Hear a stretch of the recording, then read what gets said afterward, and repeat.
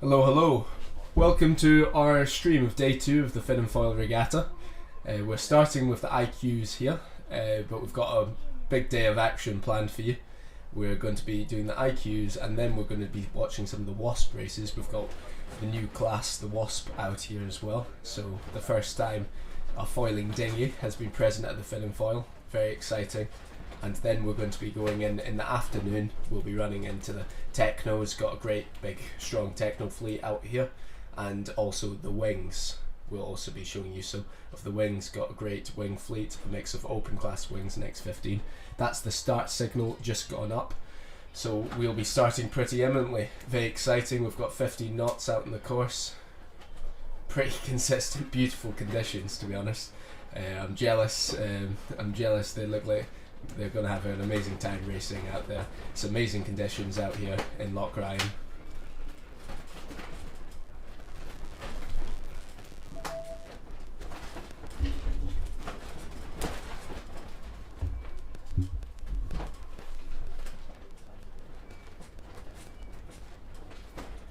Currently leading the IQ foil fleet is Charlie Baker, who's scoring a 1-1. We've got Ollie Ebden in second with a score of 3-3, so in 6 points. Lagging a bit behind Charlie, but you know, only 2 races on the board so far, so we'll see how the day develops and see if he can catch up. George Ebden's, Ollie's brother, twin brother, scored a 5-2, so he's on 7 points, very close to his brother's overall net score. Following that, in fourth, we have Ethan Page, who has 8 points, and Sophie Clark as the first woman on 10 points, followed closely by Abby Smith in 6th. So it's a tight battle at the top, and we'll bring you the live action starting very soon.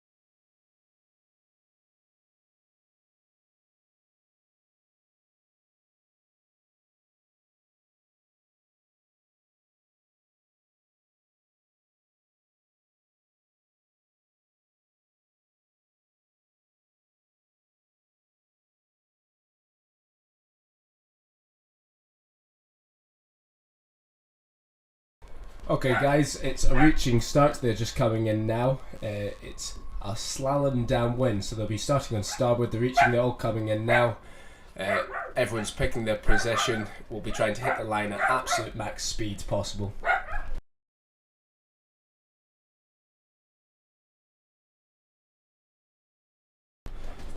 That's Isla Watson crossing the line there in the middle. Absolute smashing start. And they're off.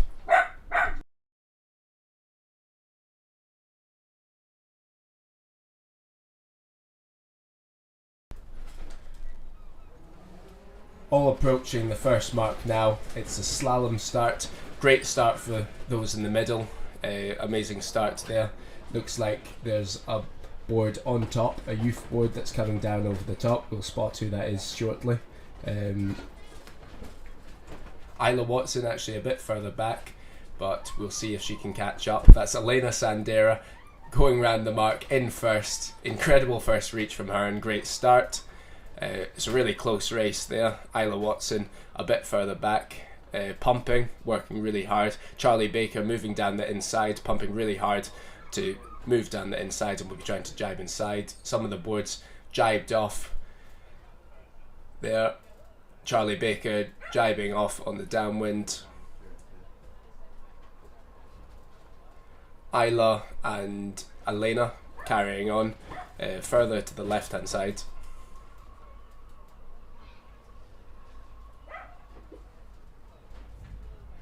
Isla's jibed off, lagging a bit behind there. Elena Sandera in a really good spot, heading downwind now. Little touchdown there, but she's alright. Looks like she's extended and on port. But Charlie Baker, an incredible decision to jibe midway on starboard, and looks like he's in a great spot and probably in the lead. We'll see how he is approaching the bottom mark here. All very tight at the top there.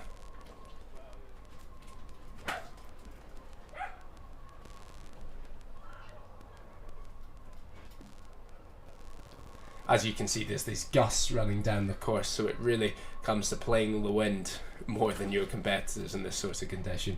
You've really got to watch out on where the gust is and make sure you jibe right at it and take the best angle down. Looks like the people that stood on there have done the best, and looks like they'll be jibing ahead and crossing, but they need to execute a good jibe, and it's a pressurised jibe with those coming in on starboard.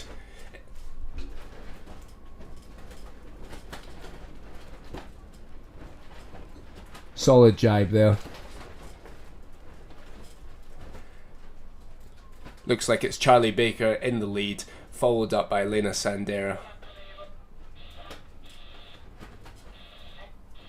The youth's absolutely smashing it at this regatta, really pushing and doing a great job.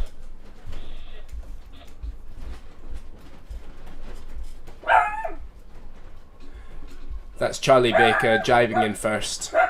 There.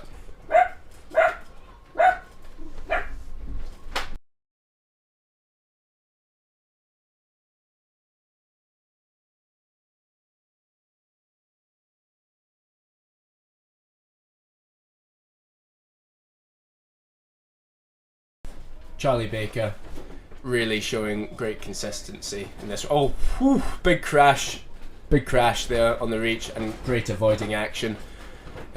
Really good avoiding action. You know, it's fast paced, and especially on the final reach, things get pretty intense. So that's usually when crashes happen. So good to see there was no crash there, and Isla Watson gaining another place from that, and Elena Sandera as well coming across the line. Great race from Charlie Baker, Elena Sandera, and Isla Watson there.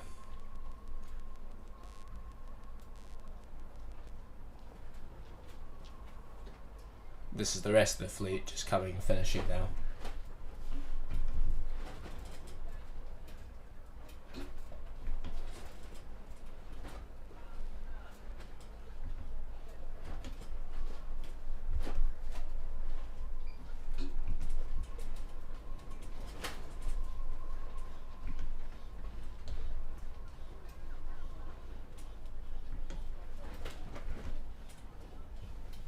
Okay, that was race one of the IQ Foil fleet. Charlie Baker showing great consistency, dominating this fleet currently. We'll see how he does in the rest of the races. We're going to have a Wasp race next, so it'll be really interesting to see the Wasp on this slalom start.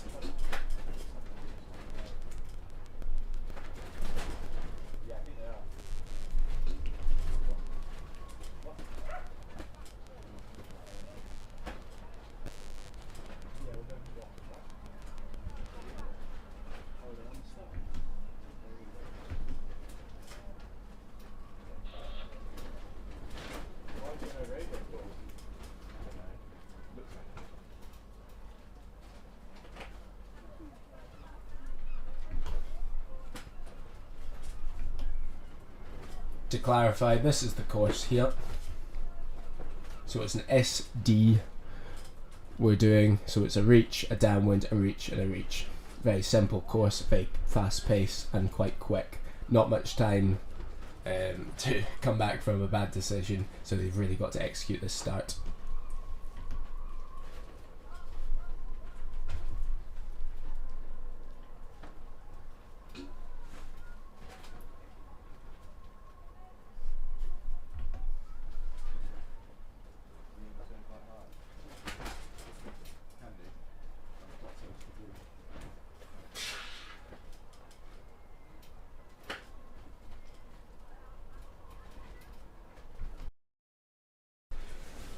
This is the Wasp race here.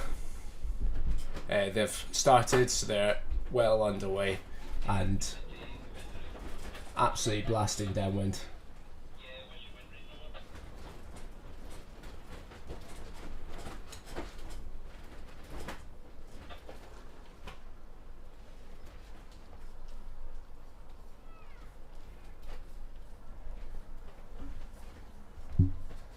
That's Daniel Goodman, 2928 from New Zealand.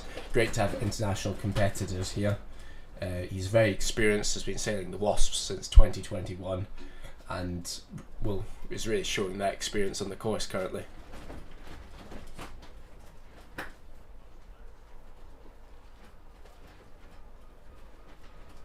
He is a master sailor, and that means he's got the experience on the course, and that's him jibing there for the mark.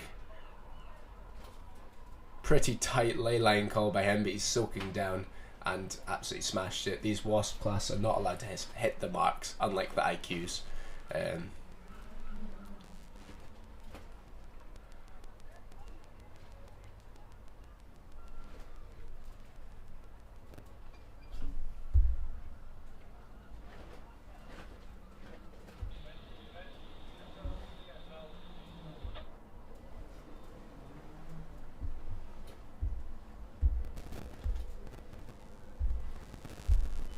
And that's Andy Bridgman crossing the line, jibing in for the final jibe before reaching across the line, followed up by the New Zealander Daniel Goodman. So that's the 1-2 of the Wasp fleet currently. Andy Bridgman and then Daniel Goodman.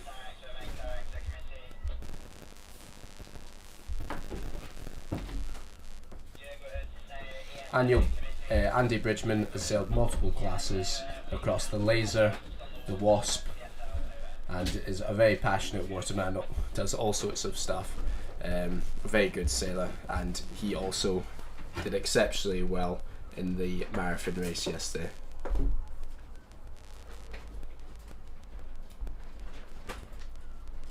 That's them crossing the line now. Daniel Goodman crossing the line.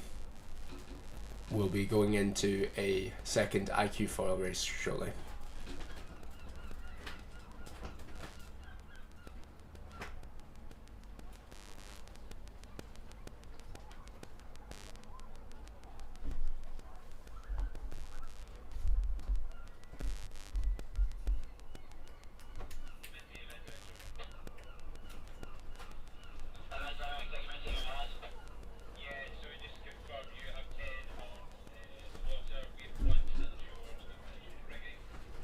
There's a couple of Irish sailors at this regatta in the Wasps.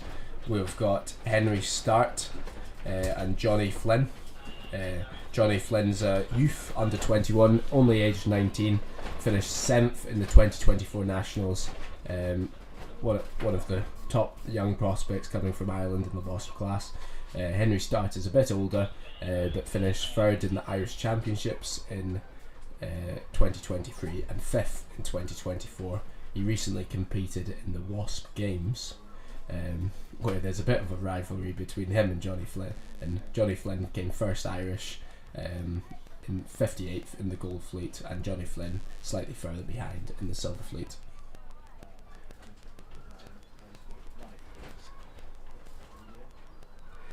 That there's Ian Fitzgerald, who's one of our Scottish Wasp sailors there. This is his first race of the weekend. Did not make the marathon yesterday, so it's good to see him out in the water, and we'll see as they sort of start to pick up race scores. There's 6 races planned today, so lots of room for improvement past that point.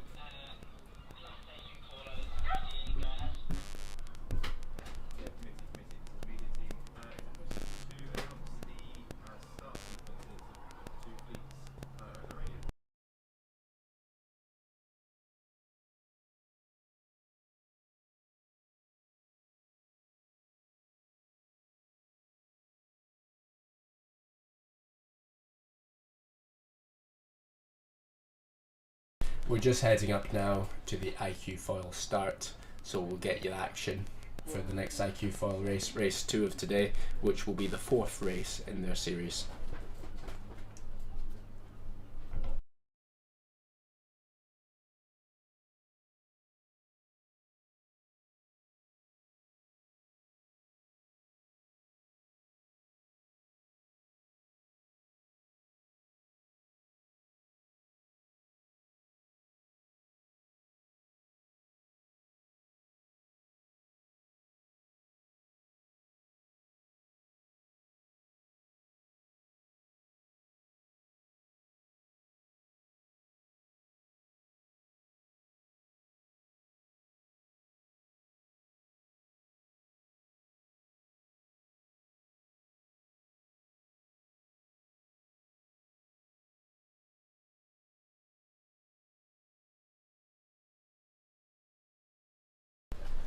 As the IQ foilers all crowding around the committee boat, they'll be waiting for the 3-minute gun, and then they'll be in. And this is an SD course, as I showed you before that race. I'll just show you once more.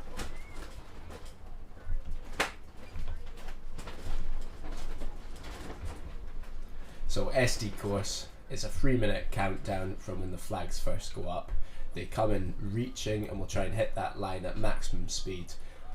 Go to Mark 1, as you can see on the screen, on a starboard reach, and then they'll be making their way downwind, picking the best route they can on the downwind and racing to Mark 2, and then it'll be the final 2 reaches to finish. So starboard reach, then a port reach over the finish line.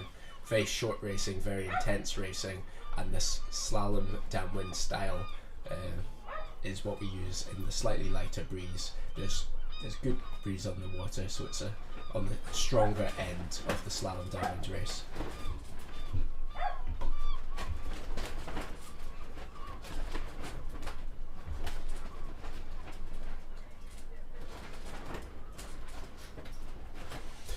The previous race summary, we had Charlie Baker leading the race, was a bit further behind at the first mark. At the first mark, we had Elena Sandera, the Swiss champion and one of our international competitors here at Fin and Foil. We also had in the mix Ollie and George Ebden, who were both sailing great races, and Isla Watson, our senior British sailing team sailor, has finished top 5 at the World Championships multiple times, so it's great to see her at the top there. Unfortunate for one of the Ebden brothers falling off in the last reach, but I'm sure he's a young prospect and he'll be coming back from that.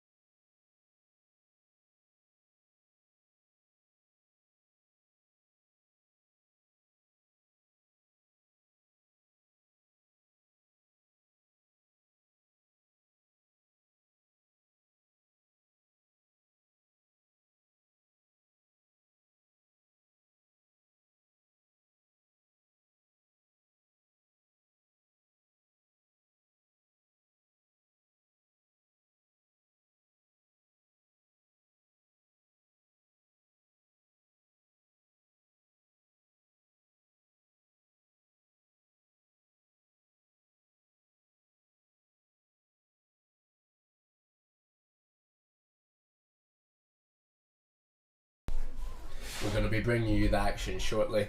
The orange flag's up, that's the warning signal up, and we'll be starting the class flag countdown shortly.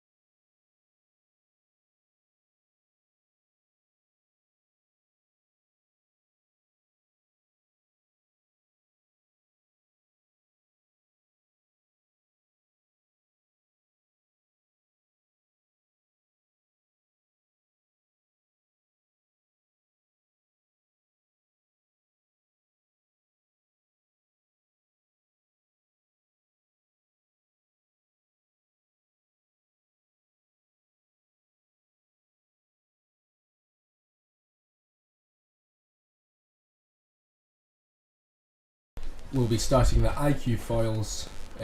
That's the 3-minute countdown. Will be starting in the next 45 seconds. So we're imminently going to start. Very exciting. This will be race 2 of the day and the 5th race in the series.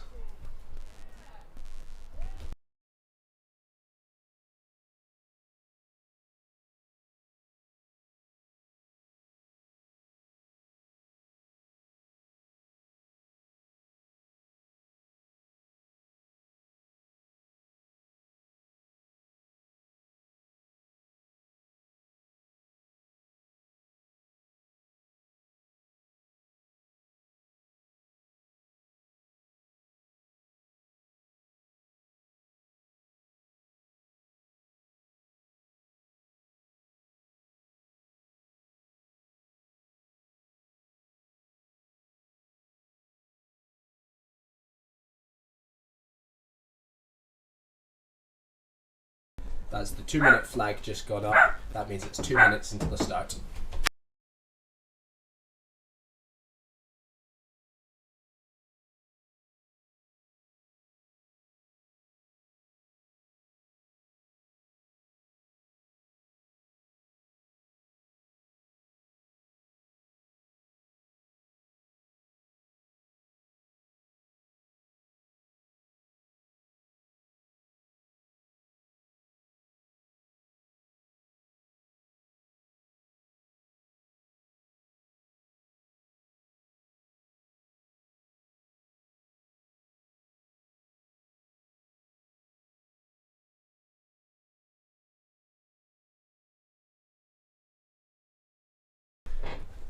That's 15 seconds until black flag removal.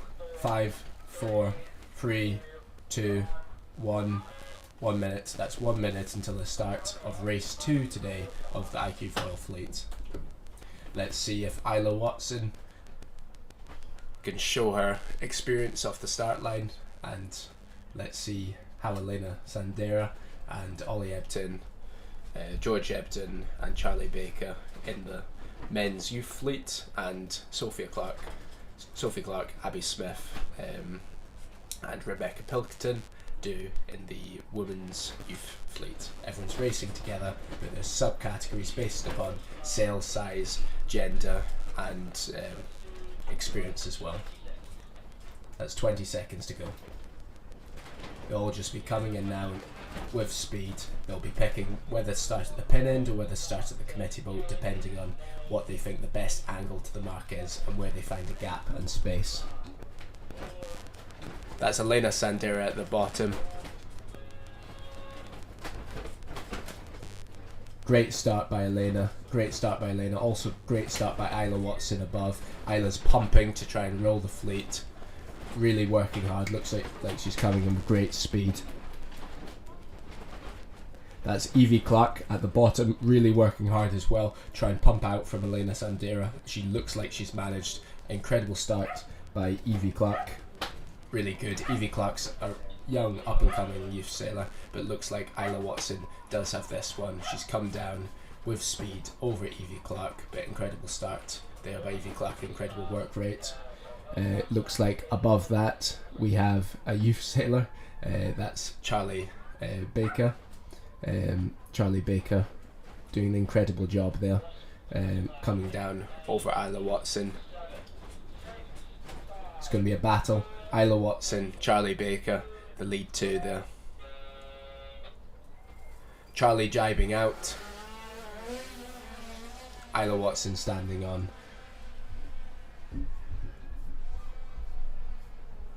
So now it's a course decision as well. So who's going to come out from that? We'll see. It looks like the guys on the far right of the course do have good wind, but Isla Watson really committing to the separation. Last race it did work standing on, so let's see if it works this race as well. Elena Sandera a bit back, but has equally gone out to the far left. So let's see, Charlie Baker on the right, Isla Watson on the left. Let's see what happens here. We'll know at the cross they'll be approaching that bottom mark into the reaching section, so we'll see how they go. Isla Watson really extended from the fleet around her. Looks like Isla Watson's in the lead there.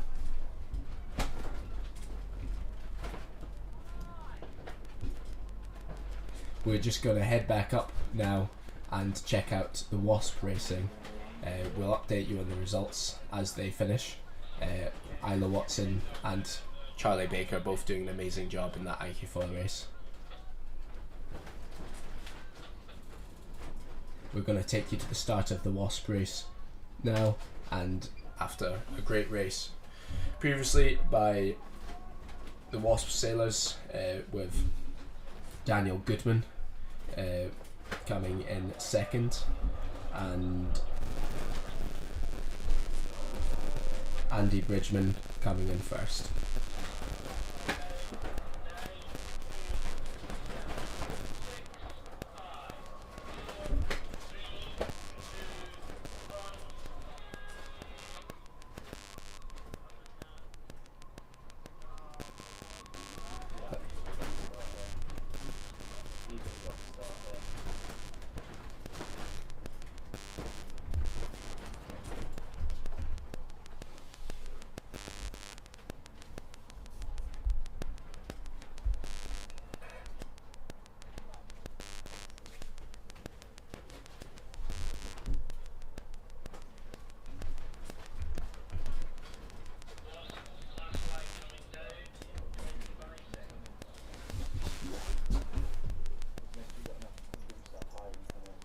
That's the Wasps preparing to start.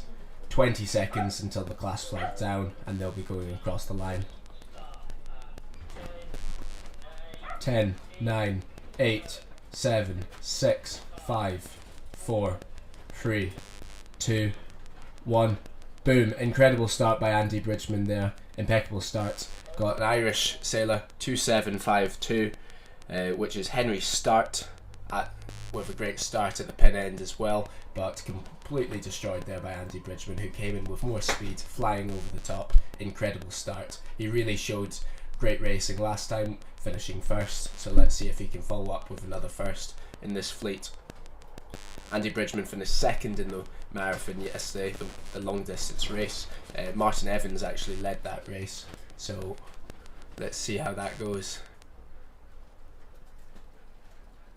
You see the Scottish sailor in the middle. It looks like the battle for second is very tight, with Andy Bridgman extended out front.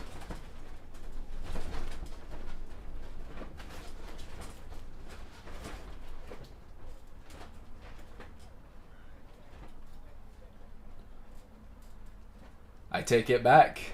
So reaching from the top is 2511. Which is Martin Evans, who won the marathon yesterday. Didn't quite see him in our screen there, but now we do, and he has actually rolled Mr. Bridgman, and is leading the race. They're all standing on, all thinking it's better on the left hand side, so we'll see. In terms of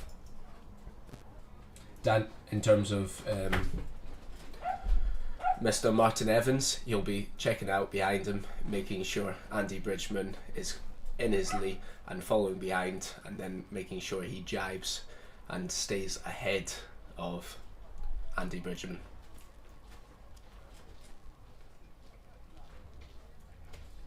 Martin Evans still ahead, but really playing those gusts and having to luff up there. Looks like Andy Bridgman's managing to work his way down the inside slightly.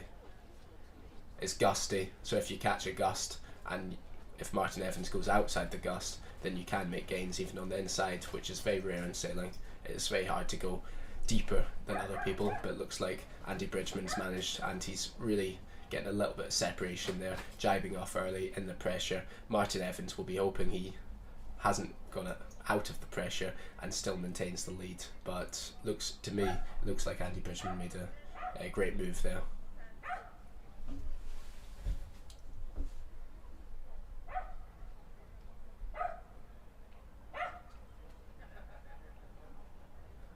Martin Evans, soaking down, will be approaching the Mark II now, so that's the downwind mark, and then he'll be jibing and reaching on starboard to the last Mark III before approaching the finish line.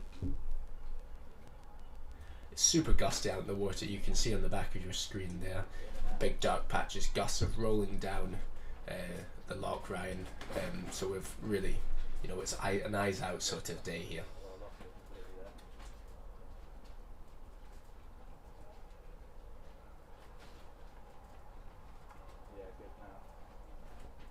It's a fairly long downwind, so there's room for overtaking. The start's definitely the most important in this sort of racing, but there's room for overtaking, and by making decisions like Andy Bridgman just made there. As you can see, very tight crosses, some IQs there. Martin Evans just jibing on the inside, hoping if he's on lay that he may make it round, but Andy Bridgman looks like he's coming in with speed, and Martin Evans might have been a bit too aggressive with that jibe, and I'm not sure he's going to make it round. Andy Bridgman absolutely smashing it, making it round, and yes, Martin Evans, he made a good decision there by jibing. He was hoping, okay, if I can make that mark, I can make things happen, and it was either second or it was either first or probably second. I think he's got a big enough lead to maintain second, so it was a worthwhile shout there. But Andy Bridgman making the perfect decision to jibe off on that downwind, give himself a bit of separation, get on the inside of the gust, and has come out there on top. We've got some of the IQs. It's quite interesting seeing the Wasps with the IQs. It's another thing for the Wasps who are second start to navigate around the IQs.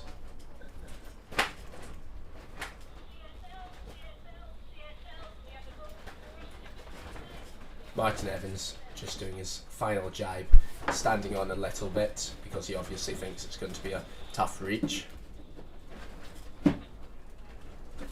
Jibing there, working it really hard. It's quite light out there on the water, which is why we're doing the downwind sprint. And that's Martin Evans, Andy Bridgman, good jibe, and going towards the finish line. Martin Evans in second, approaching the jibe mark now.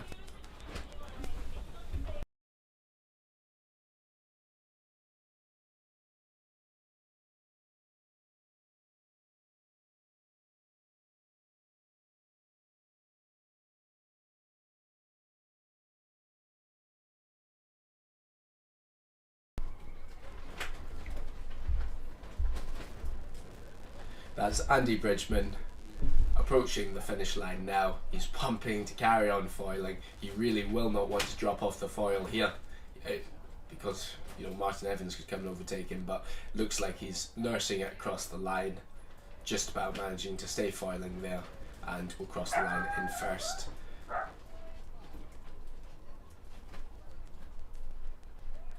That's a few wins on Andy Bridgman's scoreline. Impressive sailing by him, and we'll see if anyone can answer back. But the wind's shifty, and as you can see, that reach is more like a downwind now. The race committee sets a course, and then if the wind shifts during the race, the course can change a bit, and the dynamics of the course. So really, racing is a dynamic thing, and you've got to stay on it in terms of shift and the changes. And it looks like Andy Bridgman absolutely smashed that. Martin Evans unfortunately dropping off the foil there, but it looks like he's going to nurse it across the line in second.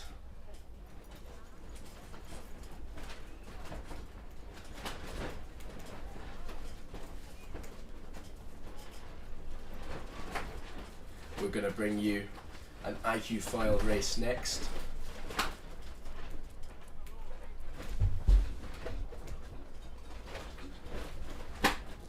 That's Johnny Flynn, the young Irish sailor there, coming across the line in 4th place, I believe. So Johnny from Ireland has come across. Great to welcome him here at Stranraer. A young talent, and we'll see if he can answer back to Andy Bridgman and Martin Evans in the later races of the day.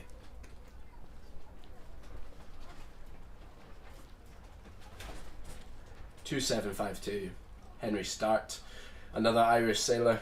Good competition between Johnny Flynn and Henry Start. They've been competing together at many Irish nationals, so there's a good, I'm sure, friendly competition between them.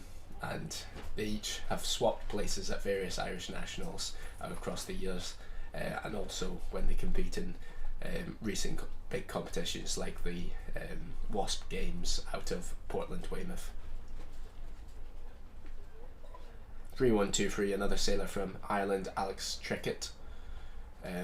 He looks like he's might be making a couple of big overtakes here, managing to stay foiling when others have dropped off due to that shift and that change to the reach, and making it more of a downwind angle.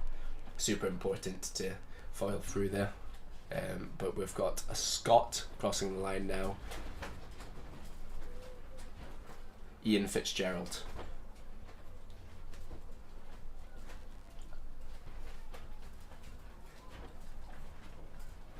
Very tricky conditions out there. As you can see, these are both foiling craft, the IQ foilers and the Wasp, and currently most of them aren't foiling across that line. So you've really got to make the decision, am I going to carry on, as you saw Andy Bridgman do? He carried on and then jibed late and then managed to stay foiling in on a reach. If you are sort of hitting the moment and you jibe straight round that mark and you haven't noticed the wind shift, then you know you can end up in difficulty close to that boat, close to that finishing vessel.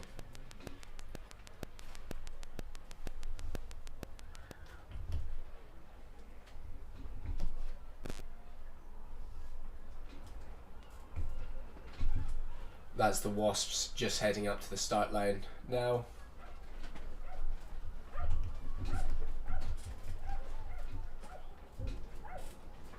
Heading back up, and they'll be starting the next race very soon. But first we're going to bring you the IQ foils.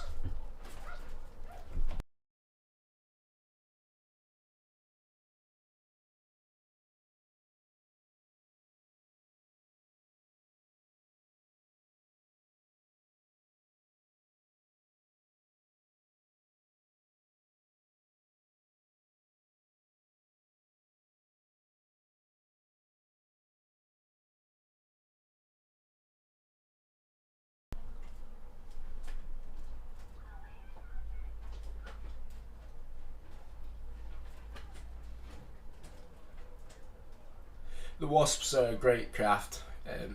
They're very easy to sort of move up through the ranks of the different sail sizes, and you know, you get really young guys from ages 13, 14 onwards, and then they stay with the class all the way up to the senior size sail, though, the 8.2. That's the last finishers coming in. The rest of the guys are already sailing up to the start line.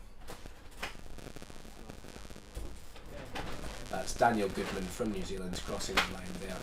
Hugely cool to see it's such an international fleet of sailors competing here. You know, we've got New Zealand, we've got Ireland, we've got guys from England, we've got the Scottish, we've got a real mix, and quite interestingly, instead of saying GBR, we've got the Scots, and we've got some Scottish flags out there, which is nice to see some guys representing Scotland.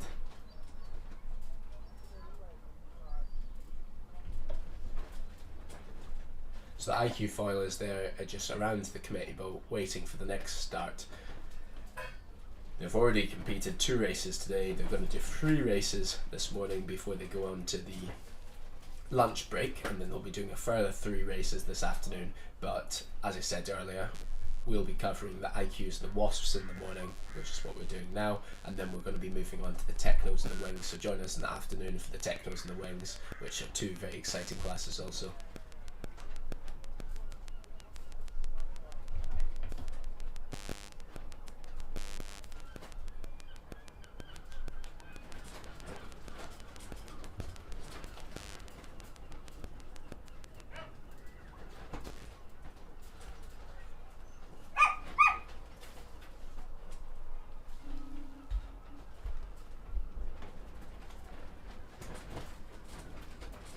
That's Ethan Page we just saw on the screen there, cruising, practicing before the start. Ethan is a young sailor, but he's improved really quickly, and I'm sure he's going to have a great senior career, and we'll be speaking to him early on. We'll be joining some of the senior sailors out in Lanzarote this winter for training, so great to see he's pushing and improving, and I have to say, his rash vest sometimes throws me off because it's a yellow one. So usually yellow's associated with the winner, but actually he's really moving up closer to Charlie and Ollie and George, and he actually had a really great race one of today. So that's a green rash vest, not a yellow. But that's Ethan, and he's one to watch in the future racing.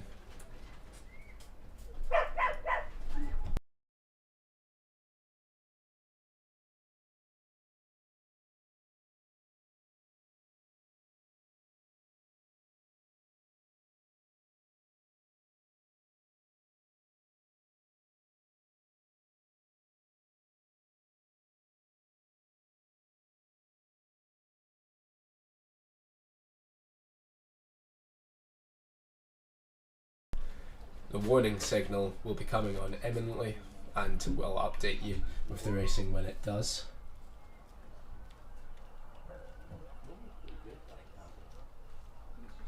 For now, I'm going to bring you an interview from Elena Sandera, one of the Swiss champions, and you saw her in the previous 2 races.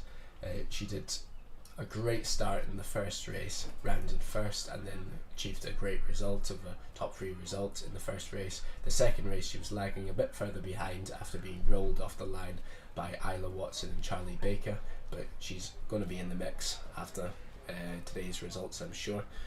She was unfortunately sick yesterday. She was ill, had a cold, so couldn't attend to the water, couldn't come out in the water, but she's back to health today and pushing through, so it's great to see her on the water. Here's a quick interview while we wait for the racing. It's just going to be a short couple minute interlude, and I'll bring you an interview from Elena Sandera. Hello. We're at Finn and Foyle in Stranraer, Scotland. I'm joined by Elena Sandera from Switzerland. Yes.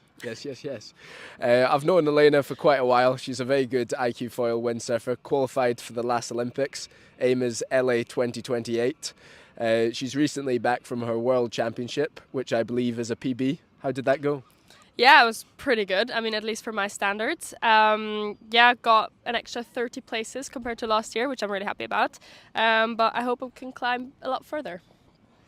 And is this your first time in Scotland?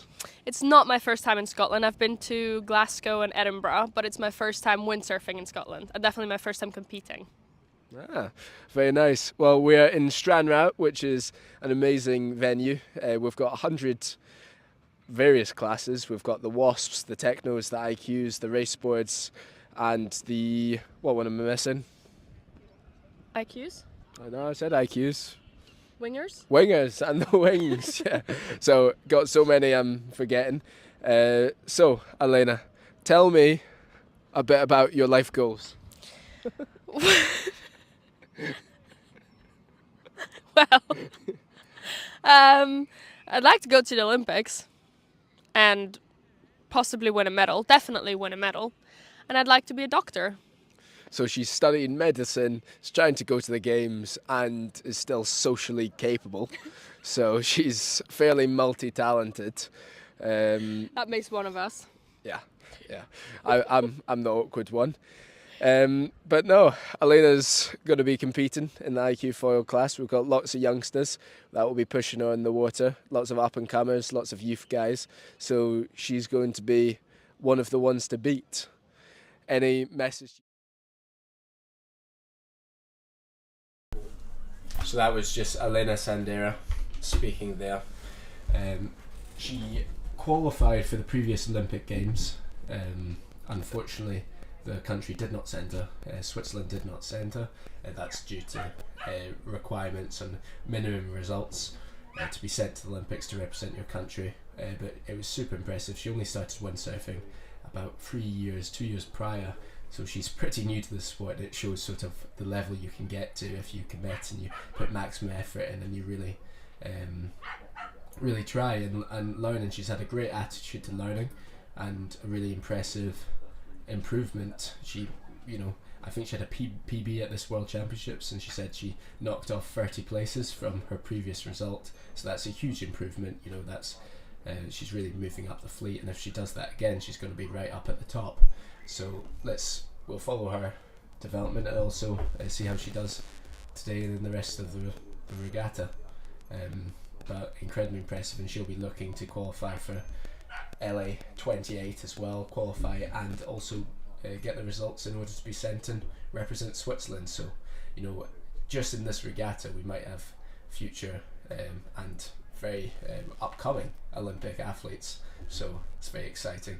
We've also got the WASP class there, which is not an Olympic sport, but it is a very competitive non-Olympic sport. We have lots of, in the sailing, you know, there's lots of foiling dinghies that are non-Olympic but hugely popular and hugely competitive. We've got the MOF, we've got the Switch class, and we've got the WASP, which is one of the more popular of them. You know, I think they had 250 boats at the recent WASP Games, which is a huge number, and it surpasses many Olympic classes, so really impressive numbers from them, and shows that, you know, everyone, even if they're not competitive, they're not full-time sailors and professional sailors, you know, they just want to get out in the water and race, and the WASP class is a great avenue to do that.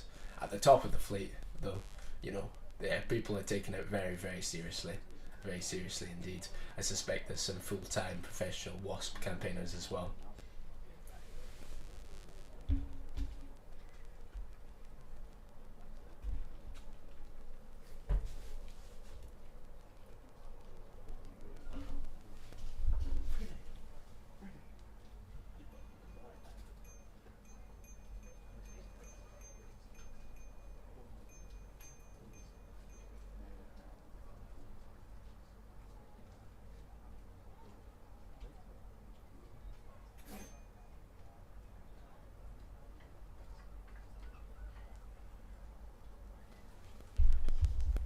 So that's the IQ foils still waiting for their third race of the day.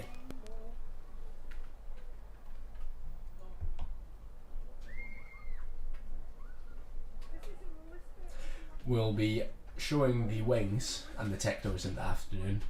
The wings are an exciting new sport with a pretty well attended fleet at this regatta. We've got a mix of open wings, and we've also got the X15 one design wings, so we'll be showing that soon.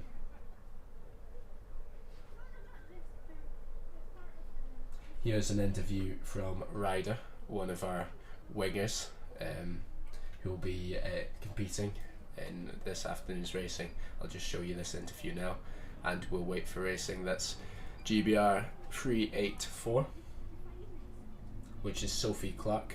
Sophie Clark is doing very well in the overall results, and she'll be one to watch. She's currently in 5th place overall, and first woman, so it's great to see that. She's in a battle with Abby Clark, also her sister Evie Clark will be looking to move up the fleet, and you saw Evie get a great start in the previous race, and really both are promising sailors and will be competing at the top of this fin and foil regatta.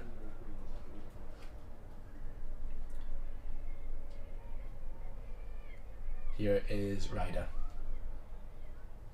all the way from South Africa. Hi mate, introduce yourself and what you're up to at this event. I'm Ryder. Ryder is I'm here from South Africa. I came down because it looked pretty fun because my dad works here, so super excited for the event. Nice. Yeah. How long have you been winging for? I've been wing foiling for about a year now. Oh nice. Did you do any sort of water sports before that? I surfed for about 5 years, so it's like... Oh sick, so you're pretty good at the board handling sort of stuff. Yeah. Nice. And have you done any racing before? Yeah, I've done one proper race, and then every once in a while we have an island and we do an around the island race. It's sick. Super fun, yeah. Is this your first time in Scotland? Yeah. Wow, nice. Have you been out in the water? How do you find it? It was super fun. It's nice and flat here. Nice. And what would you say to other guys that are looking to sort of get into the winging and maybe come to Stranraer, Scotland to try water sports? It's difficult at the start, but then once you get into it, it's super fun and easy. Nice, perfect. And you've got a good wing foil fleet competing here. Yeah. I think it's almost 20 of you guys. Yeah. Are you nervous, excited, looking forward? What's your thoughts on the racing? Pretty nervous, but super excited. Nice. Well, great. Well, best of luck. Thank you. And all the best. Cheers, mate. Okay, thank you.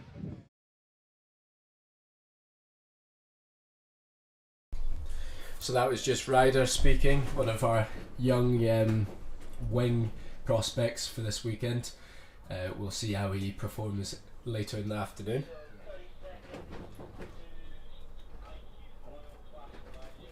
We've got 30 seconds now until the IQ Foil class flag, so that's the 3-minute countdown beginning, and we'll have the IQ's last race of this morning. They'll be doing 3 races in the afternoon, so we'll keep you updated with the results, but as I said, we'll be doing the wings and technos in the afternoon. So this is the last live streamed IQ race of the day. Let's see how they do. 5, 4, 3, 2, 1. Class flag flying, 3 minutes till the gun.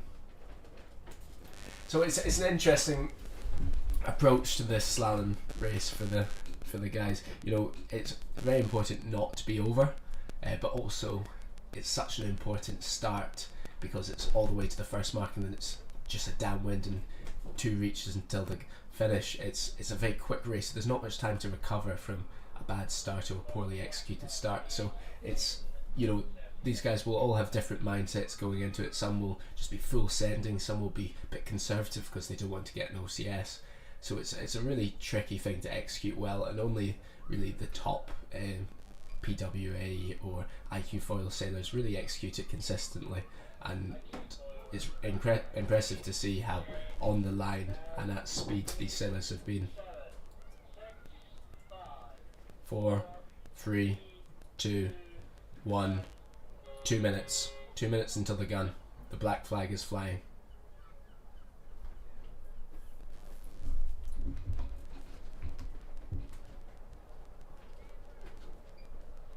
So all the guys will be going away from the start line now.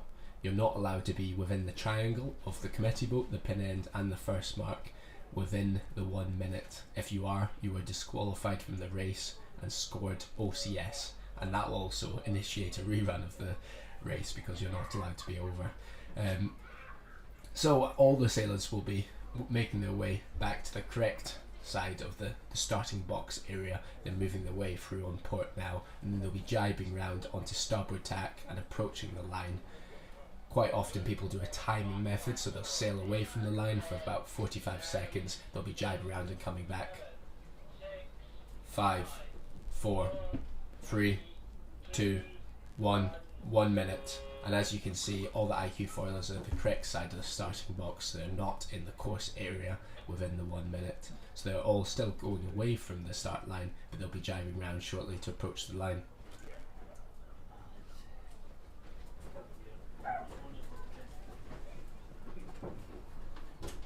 Isla Watson with an incredible start in the previous race after a poor start in race 1, so we'll see if she can follow up with a strong start in race 3. Elena Sandera, also one to watch with an amazing start in race 1. Evie Clark and Sophie Clark and Abby Smith in the women's fleet. We'll see how they do off the start line. As you can see, Andy Bridgman there in the Wasp just watching the start. I'm sure this will be his first IQ foil he's seen. 5, 4, 3, 2, 1. Wow, okay. Obviously the wind dropped off in the start line there in the starting box, so quite a lot of the fleet off the foil, but there's enough going that the race is very likely to continue and carry on. We've got GBR at the bottom, that is Sophie Clark with one of the best start in the fleet. We've got a youth board above. Looks like Sophia Clark has absolutely smashed that start. We've got Ethan following up a bit behind. That's Ethan Page in the green rash vest. Incredible start by Sophie Clark. It's really important in this light breeze to stay foiling. That's the number one rule, and she smashed that, and smashed that with some great start timing as well. Super tough for the guys behind. They're just going to need to be trying to get up in the foil as quickly as possible because this race will run. That's Charlie Baker, current leader of the fleet, rounding first. Just managed to get over Sophie Clark. So great to see Charlie showing incredible consistency in fairly tricky conditions. So Charlie Baker, Sophie Clark, Ethan Page, the 1-2-3, but the second place is highly contested currently with 3 guys in the running for second. Charlie Baker extending slightly out in front but choosing to jibe off. Potentially risky decision there, the early jibe. He really must have saw a gust or maybe a light patch up ahead, because usually being the first to move is a risky choice unless he's close to the ley line, but it looks like he's in a pretty good spot. And the guys that carried on further on starboard, further out to the left, we'll see where they come out as we approach the bottom mark.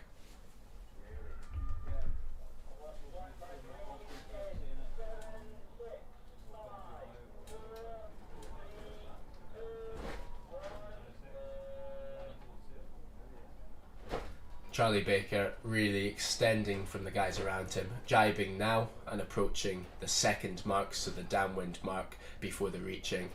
You can see that big gust behind. He's currently in a bit of a lull, so he's really pumping and working hard, but looks like Charlie is crossing the guys that carried on a bit further, and we'll see as they approach the mark, as he approaches the mark now. Incredible start by Sophie Clark though, incredible start. Very tricky in that start box as it gets light because everyone's there, so it's quite easy for other people to steal your wind, and then if you don't work really hard and play it safe, you might drop off the foil. Charlie Baker pumping really hard and going really low. It's obviously a very tight ley line for him, and he'll be working really hard to make it, and it's very light, so super tricky conditions for him, and he's made it, which is great work. It's super important to make that mark. You don't want to be doing 2 jibes in the last little bit, especially with such gusty light conditions. Dropping off the foil there would be disastrous. That's Ollie Ebden, incredible downwind. He's got up to second there. Really great downwind from Ollie Ebden. Ethan Page coming in third. Really good race from him, strong race. And then Sophie Clark, after an amazing start, coming in fourth and first woman. That's her sister rounding there, Evie Clark in fifth. And I believe that's Abby Smith round there. And the rest of the guys coming in now to finish. Taking you to the WASP course. 5, 4, 3, 2, 1. Ooh, tight. Really tight decision there. Aggressive starting strategy by Andy Bridgman. I'm not going to make judgments there, but that was aggressive, no contact made, and really great to see such competitive close racing there. Good start by Andy Bridgman again. Let's see if Martin Evans comes over the top like he did last time.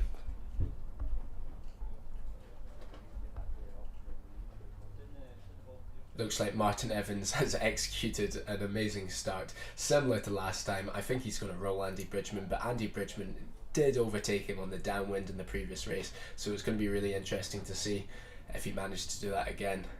Martin Evans really pushing to come down over Andy Bridgman, and he'll be rounding first. Same as last time, same situation. Let's see if Martin Evans can learn from his mistakes of the previous race and potentially match jibe a bit quicker, or soak down the inside and stay on that deep inside line where it's difficult for Andy Bridgman to create that separation.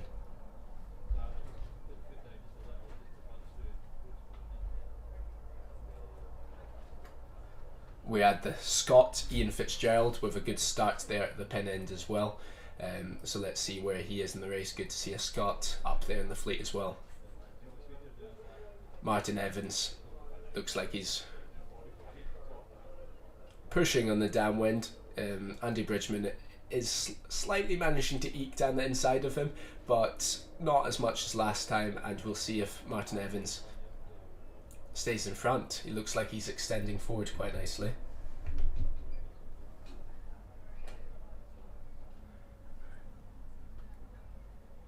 That's Johnny Flynn, the young Irish guy, on the other side of the course, and we'll see how he comes in to the downwind mark, properly pushing as well. He's only 19 years of age, real up and comer in the Irish and international wasp fleet.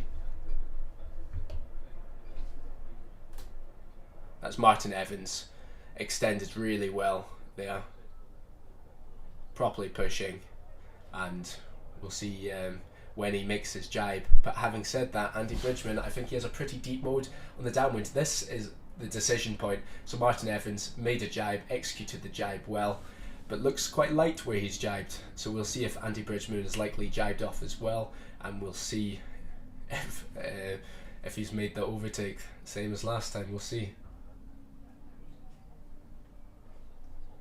There on the big overview, looks like Martin Evans is still in the lead, but you can see that gust coming down the lock, so we'll see if Andy Bridgman manages to work a bit deeper and overtake Martin Evans from the top. And you can see there the young Irishman Johnny Flynn coming in as well. Looks like he's encountered some difficulties there. Poor jibe, but we'll see it. He'll get going again and then jibe on the ley line.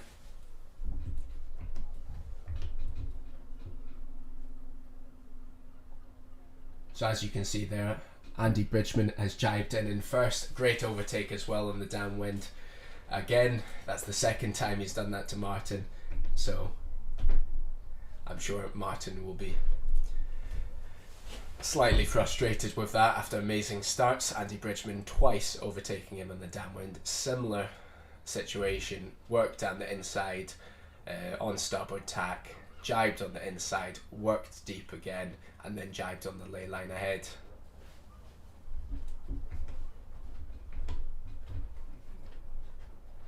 It's all about the jibe execution here. If Andy Bridgman jibes clean and works his way toward the mark, it's going to be hard for Martin Evans to overtake. Both great jibes, but it's going to be very hard for Andy Bridgman to overtake now. No, for Martin Evans to overtake Andy Bridgman now. It's a reach to the finish. Let's see who has the pace.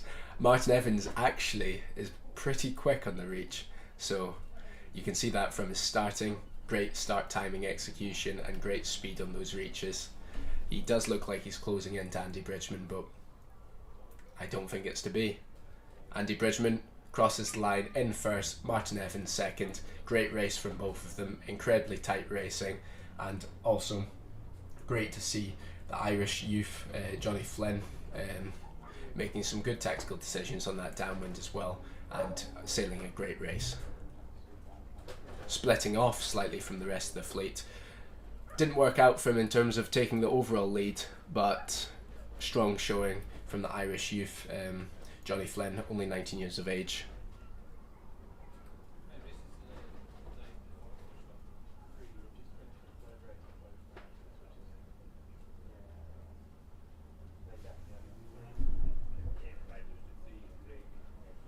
That's the rest of the Wasps crossing the line now.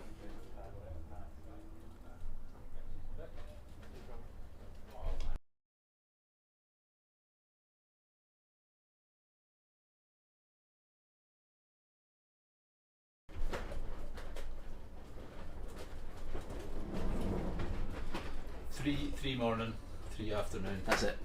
Yeah. Wings, I think I've only got one, maybe two in. We're having issues with anchors. So we could actually move to the wing course now. No, they've just come in. Oh, they've just come in. But they're planning to do 4 or 5 this afternoon. Sure, okay, perfect. And the fins, I think, are just battering through theirs. So we'll probably close it at that in the morning and then go on wings and technos for the afternoon. Perfect. Coolio. Cheers. It's dark in here, mate. Yeah, so I can see the screens.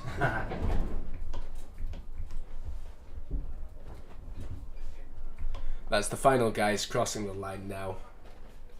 Great to see such an international fleet, and actually really exciting watch there with the Wasps.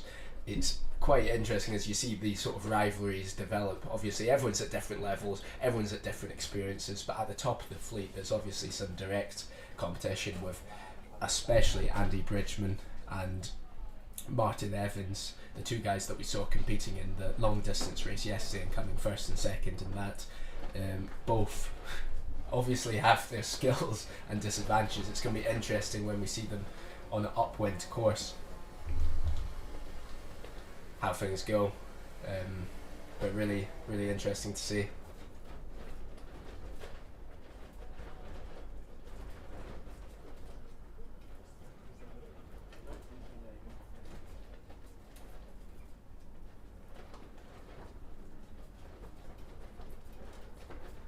Great. Well, that's the end of the racing this morning. The Wasps have done 3 races. The IQs have also done 3 races.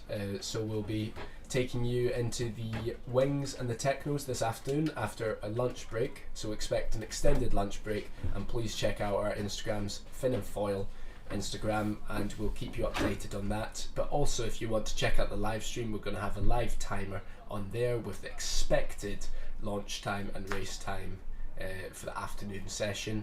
We're going to be showing you the Wings and the Technos, and really excited to show you those 2 classes. We haven't managed to cover those classes yet, and we'll bring you that live. Thanks so much for joining us. Really exciting racing, and really well done to the competitors today.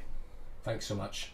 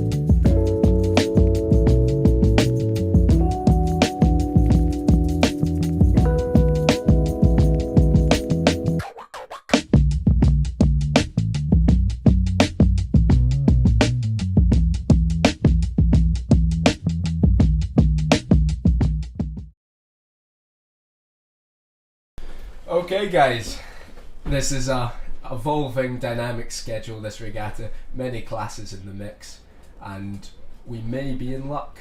There may be one more race. We're just going to check out the boat now, check out the flags, and if there is another race we're going to bring you live action, a little bonus race, an encore, so I'll update you shortly. But for now, if you'd like to see a bit of the background of this event and what's happening with that, I'm going to show you an interview from Brian, who's our chair of RY Scotland, and he'll tell you a bit about sort of the impact this venue is going to have on the community and where we're going to take this in the future.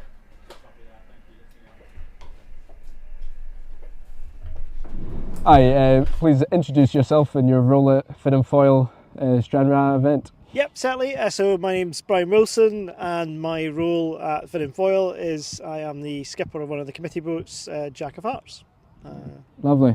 And what's your role in the RWA and the Greater Scottish Sailing? Interesting you asked that one. So as well as being skipper at Fin and Foil, I am also the current chair for RYA in Scotland. Great. I've been for about 5 years now. Great. I've seen lots of, there's a lot of guys out here. We've almost got 100 competitors at this event, and also as well as the competitors, I've seen there's lots of people training and trying windsurfing for the first time. How did this develop, and where do you see it going? Yeah, so this event is now into its 3rd year. The community have made a very strong drive that RY Scotland's been supporting for, I think it's 7 or 8 years at this point, where they want to do more water sports. We've got a phenomenal venue, as he points out the back, phenomenal venue for water sports. They've been growing that, over all these years. They've currently got construction underway for nearly £7 million of building. They've also got funding to extend the marina for about another 100 berths as well. So there's a lot of investment going in here now that's taken, again, time to grow and get approved. And this is all supporting the community and trying to make this a hub, a key place for water sports and water activities. So the Fin and Foil event is just another one of these events that's coming here. So they've had the Skiffy Worlds, which is coastal rowing. They've had them twice, and this is now the third year for Scottish Fin and Foil here, an event. And this event's a new event, so this is only in its third year, but it's growing. So we're over 100 entries this year. I think we started with 50 in the first year. We've added an extra class. We've got the Wasps joining us this year as well. We've got up to 3 courses from 2. So the event's just growing. But the thing I love about this event is 2 key things. Brilliant atmosphere. So just really happy people getting on, enjoying their sport. Competitive, very competitive, but done in the right way. And the other part is the event's taking a lot of time to try and improve the skills in the community. So we've got someone in teaching windsurfing right down to the very beginners. I actually saw a little post from one of the locals on Facebook last night. The daughter's loving the windsurfing, her new favourite sport. So that's fantastic to see. And that's the kind of things we multiply that, get them more interested in the sport. So working with the Water Sports Association to do that. The other thing we've done today is we've had a whole lot of teaching the local volunteers. So there's been work on safety boat and how to do various recoveries. We've talked about some of the event management and event planning. There's been committee boat training as well. So bringing up the skills of the community to continue to run events when the Fin and Foil circus is not in town. They can still do their own events here and continue to grow that water sports space. That's amazing. And where do you think, this venue as a sailing venue and as a racing venue could go in the sort of next 2 to 5 years? I genuinely think we will have a world-class event here in that time frame. I don't give too much away. I think we were close not so long ago.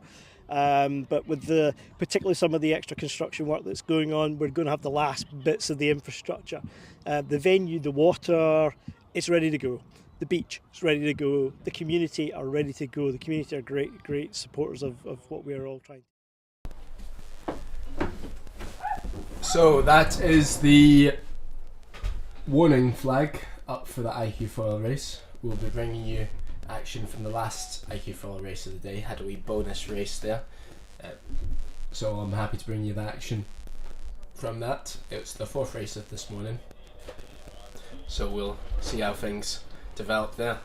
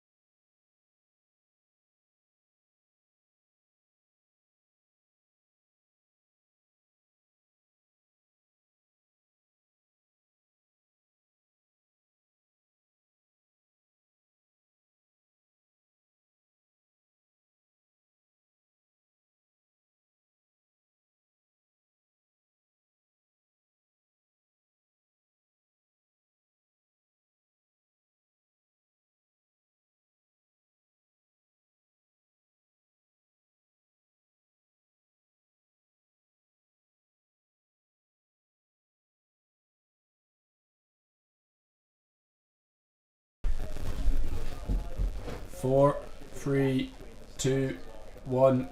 Class flag flying. That's the 3-minute gun for the IQ foil. This is going to be their last race of the day and the 4th race of the day. Apologies, not last race of the day. They're going to have 2 more races in the afternoon, but it'll be the last race of this morning session.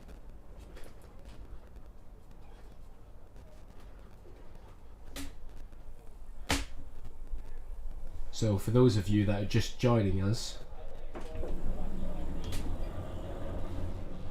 this is a slalom start, so they'll be going towards the course area currently. They'll be jibing off, going through the start line and making their way to the other side of the starting box, and then they'll be coming full speed on the gun.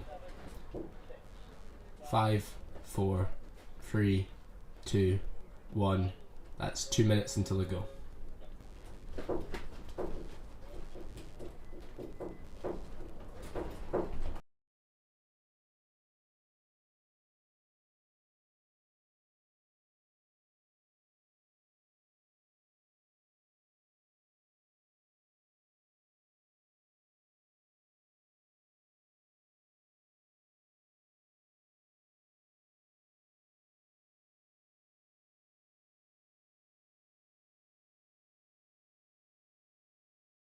"30 seconds until the 1 minute. 1 minute and 30 until the start."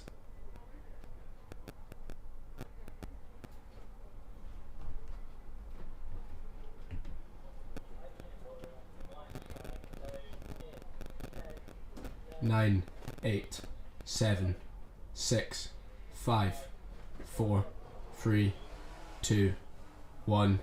1 minute until the gun.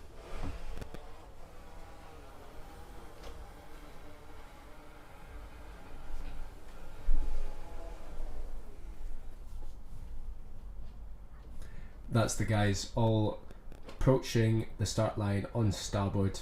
The ones to watch out for: Charlie Baker, pretty consistently winning these races. Very impressive performance from Charlie. We'll see if Isla Watson, Elena Sandera, Ollie, George, Ethan, Sophie or Abby can take a win off him, and we're going to watch the start just coming up. Now they're all approaching slowly and we'll be speeding up as they come across the line.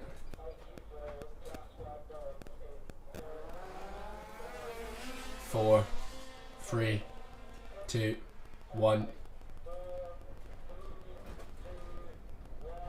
Cross the line.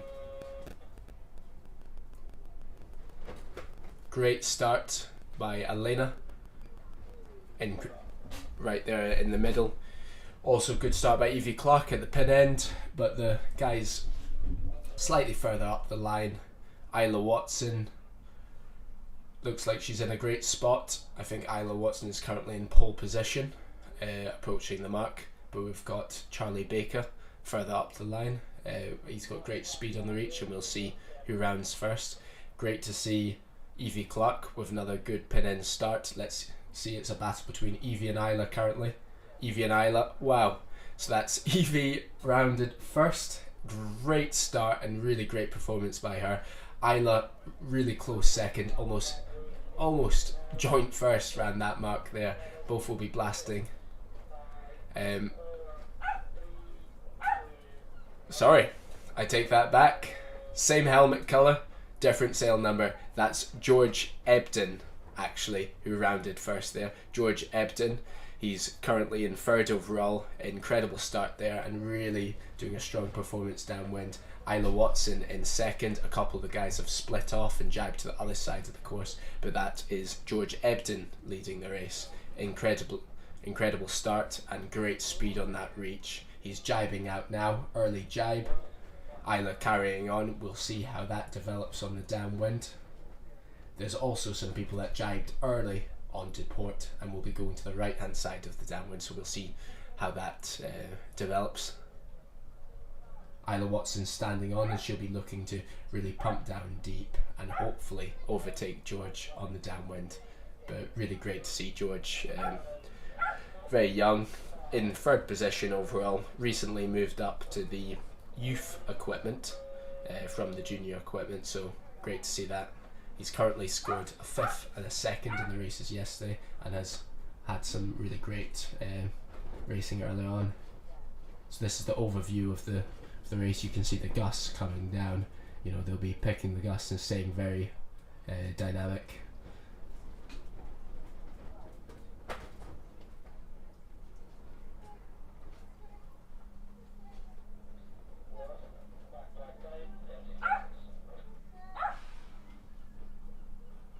All of the guys now jibing onto starboard there. We'll be approaching that downwind mark. We'll bring you the roundings at the bottom in a second.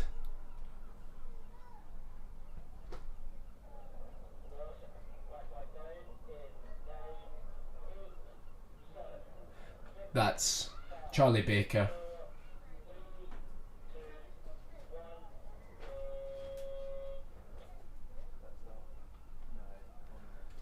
Isla Watson jibing there. Isla Watson in first, followed by George Ebden in second. So Isla Watson did overtake on that downwind. Really impressive. We're going to take you to the Wasp course. That's the brother. Ollie Ebden there in third, and Ethan Page, and then followed up by Elena Sandera and Sophie Clark. Great racing. We're going to move you to the Wasp course now. And they are in their last minute, so they're going currently away from the line. They'll be jibing round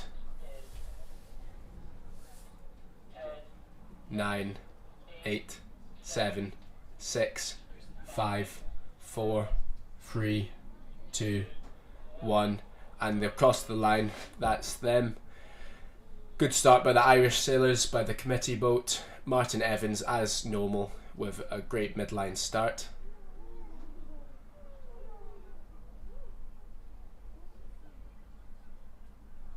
We'll see if Martin Evans manages to do his usual, which is round first at the first mark. He's really great speed on the reach. Impressive sailing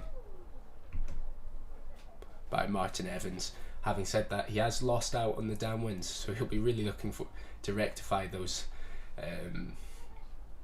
losses in his previous racing.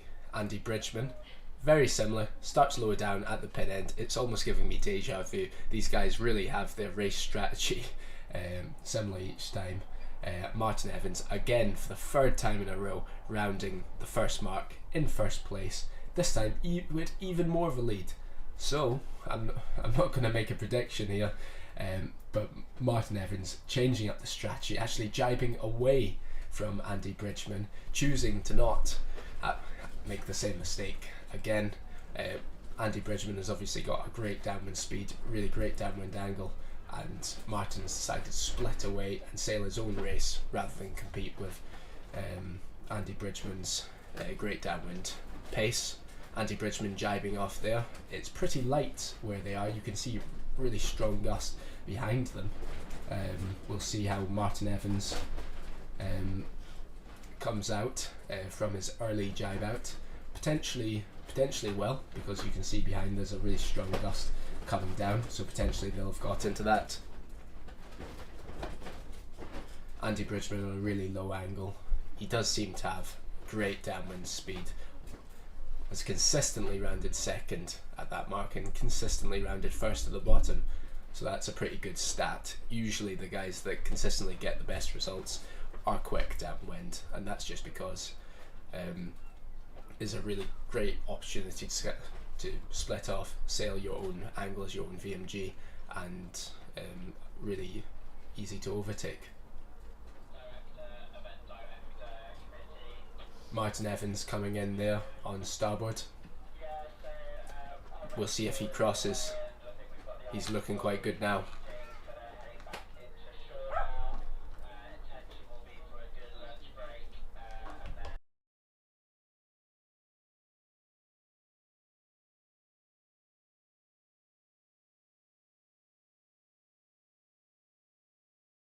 This is the downwind mark here.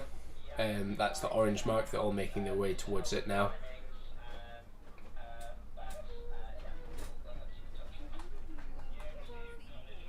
That's Andy Bridgman approaching on starboard, and Martin Evans also approaching on starboard. Martin Evans looks like he's absolutely smashed the downwind there. Obviously went to the correct side on the downwind, went to the right of your screen, and he's absolutely smashed it. He's first win potentially for Martin Evans of the day. Andy Bridgman in second, slightly under the lay, but he'll probably manage to soak down and round the mark well. That's Martin Evans with a commanding lead. He sailed his own downwind, sailed his own strategy, rounded the first mark clearly in the lead, so a really impressive race by him. It takes confidence to go your own way on the downwind, and he had the confidence to make his own strategic decision there, and it's paid off, hugely paid off. Martin Evans going in for the final jibe before the final port reach to the finish line. As long as he stays foiling, he looks like he's in the money there. Rounding in second is Andy Bridgman, won the first 2 races of today. Very impressive by Andy. And in third, looks like an Irish sailor, potentially the Irish youth sailor we've previously spoke about, and that is Johnny Flynn. Really great racing by him, and super tight with Andy Bridgman there contesting for the second place. That's Martin Evans with the win from that race confirmed. Now a race between Andy Bridgman and Johnny Flynn for the second place. Really pushing on the reach. There's going to be less than a board length between them. And that's second Andy Bridgman, third Johnny Flynn. 2 Irish sailors coming in now for 4th and 5th. I believe that'll be Henry Start and Eugen Duffy.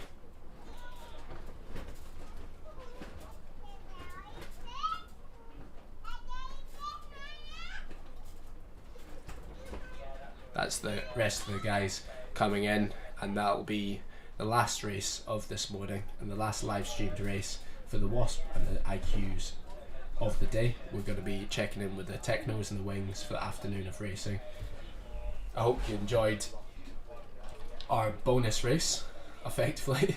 That's the Scot coming in now, Ian Fitzgerald.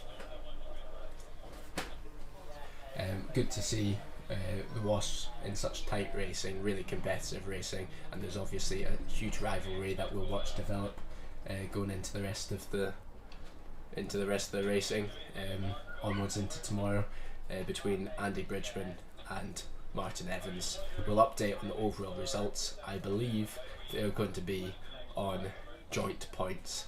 Martin having won the race, long distance race yesterday, Andrew Bridgman having come second, then Andrew Bridgman following today with 3 wins,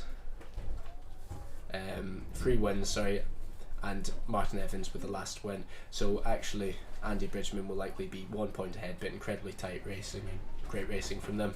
We're going to leave you with some scenes of them finishing the last race, the trailing guys, and then we'll be giving you a little view of the sailing in, and that's us for this morning is racing. Look forward to seeing you in the afternoon, and we'll keep you updated on Instagram and socials. Thanks very much.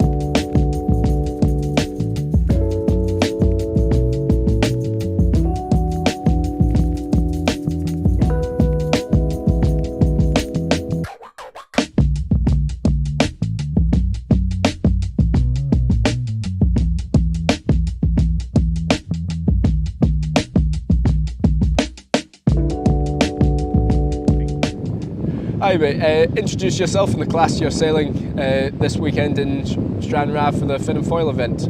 Yeah, my name's Mike Pringure, and I'm here for the wing foiling. Nice, Yeah. and you've just got off the water. Not a very good day today. Been very light winds for me.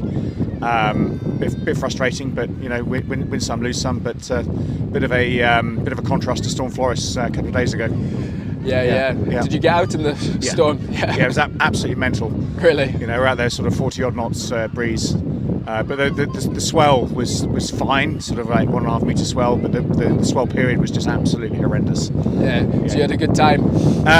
Well, didn't enjoy getting nailed Okay, at the time, but on reflection it was good. You know, got some nice runs and some nice speed. Yeah. You know, 20 odd knots. It was good. Nice. Yeah. And you were competing here last year? No, I was just free riding last year. Okay. I've never done a race on the water in my life, so this is my first go at wingfoil racing. So your first time. ever competition First ever, in yeah. any sailing event? Yeah. Oh wow. Yeah, I've just been free sailing all my life, so Nice. so yeah, just thought I'd come back for the second time. Yeah. This time enter. Well, we'll check See in. what happens, We'll yeah. check in after your first proper race day Yeah. to see how it went. That's right. I mean, the wind's looking a little bit light for me, but we'll see. That's exciting. Yeah, So have you done any practice racing, or will this be your first time round the course? No practice racing whatsoever. Never done a start in my life. Wow. I bought a race watch. I need to read the instructions tonight.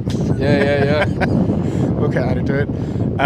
The whole idea, I've been doing some coaching with Rafferty and Alex this week, but you know, the first day was Storm Floris, so minimal coaching as a result of that. And then the wind's been light the last 2 days, so unfortunately the other guys are out doing starts and race practice, but I was on the sidelines. Well, learn through watching. Yeah, absolutely. Yeah. Well, must be pretty good to have a coach like Rafferty, one of the best wing foil racers in the world. Oh to yeah, absolutely. teach you how to start Rafferty's racing. insane, and you know, if you ever get the chance to do any coaching with Rafferty, then jump at it. Definitely. Yeah. He's brilliant, and Alex is good as well. Oh, brilliant. Yeah. No, Well, really good luck. Yeah. Good luck with the racing, Yeah, and yeah. we'll check in with you Yeah. after the first day, see how it went. Yeah, hopefully, fingers crossed. Hopefully, get some wind and I can actually get up on the foil. I'm sure it around. looks like we've got a good forecast. So Yeah. fingers crossed. Yeah, good. Cheers.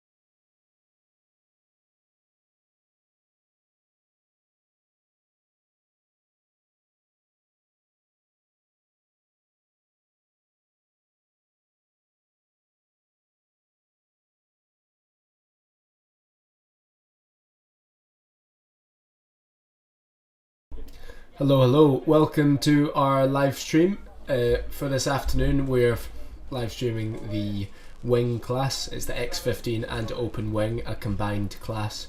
And then we're going to be going into the techno. So we'll be doing technos and the wing and X15 class. We're just coming up to a wing start.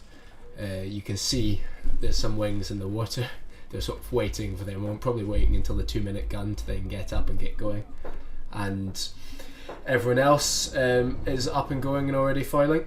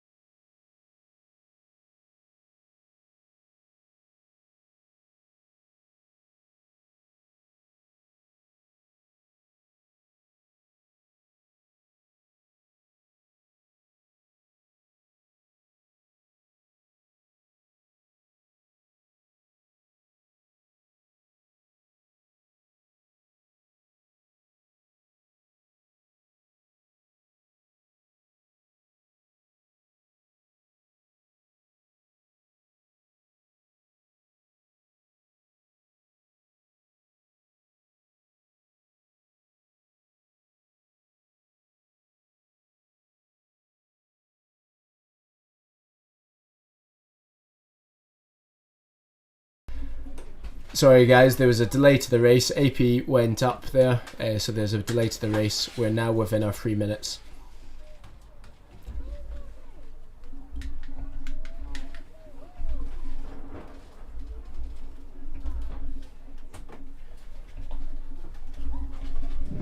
Hi mate, introduce yourself and what you're up to at this event.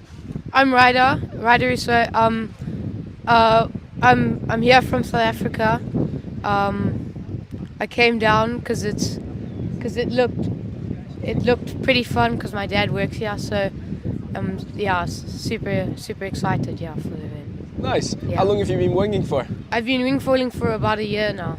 Oh nice. Did you do any sort of water sports before that? I surfed for about 5 years, so it's like. Oh sick, yeah. so you're pretty good at the Yeah. board handling sort of Yeah. stuff. Yeah. Nice. And have you done any racing before? Yeah, I've done one proper race, and then every once in a while we have an island and we do an around the island race. It's Oh, just sick. super fun, yeah. Is this your first time in Scotland? Yeah.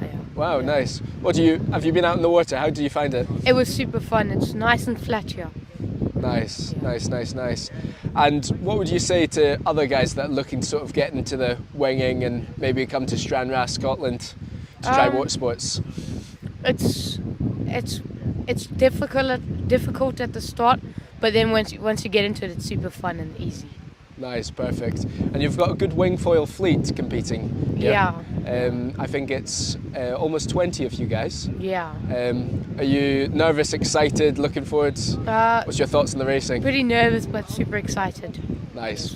Well, great. Well, best of luck Thank you. and all the best. Cheers, mate. Okay, thank you. Hi, mate. Introduce yourself. That's the wing start, just setting off for the first race of this afternoon. We'll be following live with the wing racing. That's Rafferty Reid in the lead. You can tell because he's on a yellow wing, yellow, red and white wing, and he's absolutely storming, pumping away downwind, followed up by a white and black wing. and a clear wing, which is Steve Follis. Steve Follis, who is currently 3rd overall, doing very well there. Some of the wings have jibed off now. It's, as you can see, they're really doing a lot of pumping on the downwind.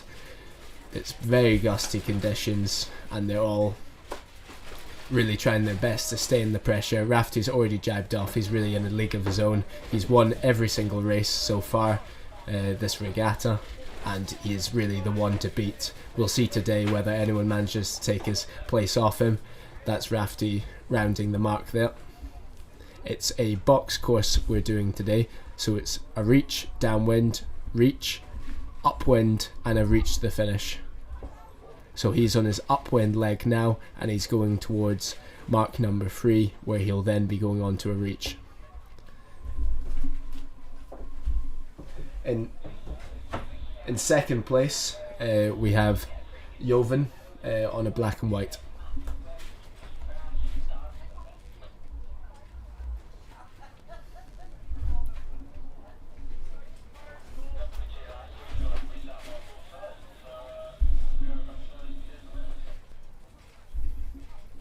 That's Rafty Reed there on the final reach and through the finish.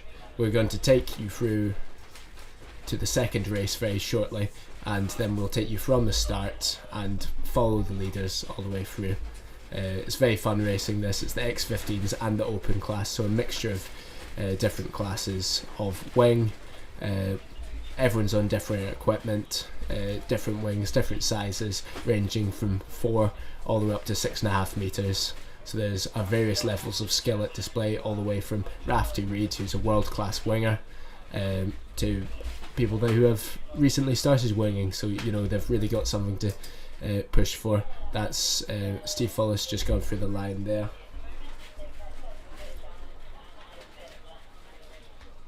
And Jovan, who's our young rider, we just saw him in the interview prior. Jovan's on the black and red sail, and then you can see the white and red sail in the background. The little guy, he's one of our X15 sailors, and we've got this X15 new class, and he's doing very well. These wings can reach up to, well, technically 38 knots, 40 knots at the top guys, but I suspect we won't see much over 30 today, but that's still incredible speeds given the conditions. We'll just watch the last guys come through the line, and there'll be a short interlude while we wait for the start of the next race, and then we'll bring that to you live.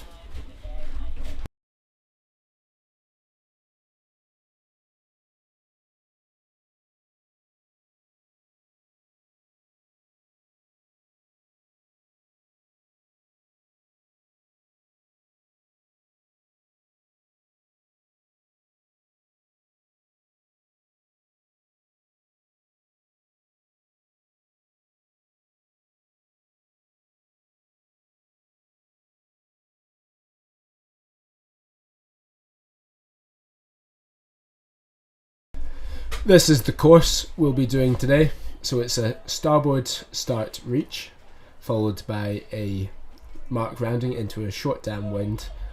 From the downwind, we then go into a reach, and then it's an upwind rounding, upwind to mark number 4, and a final starboard reach. So effectively a very simple course. It's a box course.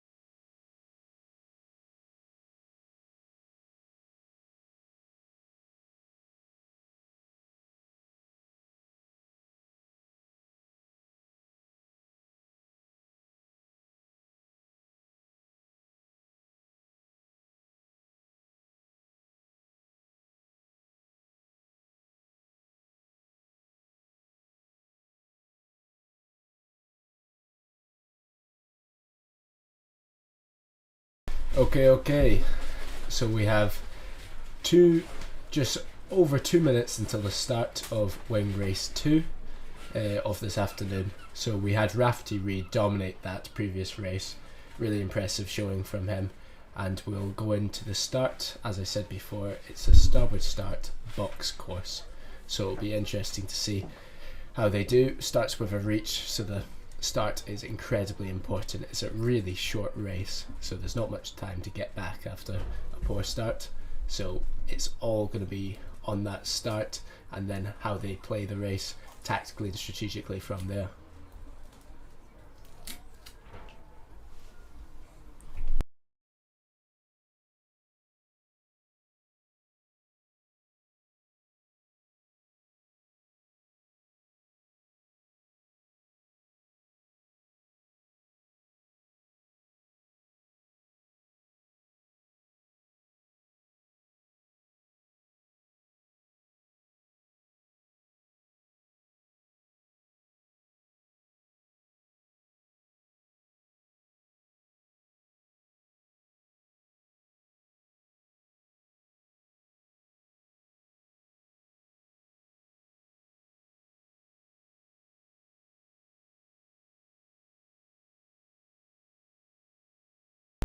Okay, just under a minute until the gun. We're at 45 seconds now, so you'll see everyone jibe around and come in with maximum pace towards that line.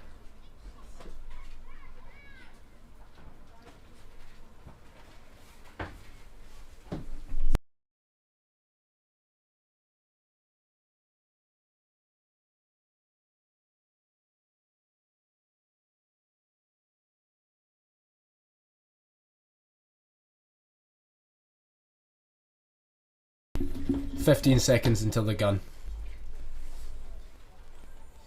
10, 9, 8, 7, 6, 5, 4, 3, 2, 1, go." They're a bit late for this line, running a bit late and coming in with speed. Rafferty Reid at the bottom, storming ahead again. Very impressive start from Rafferty. You can see him just on the top right of your screen just there.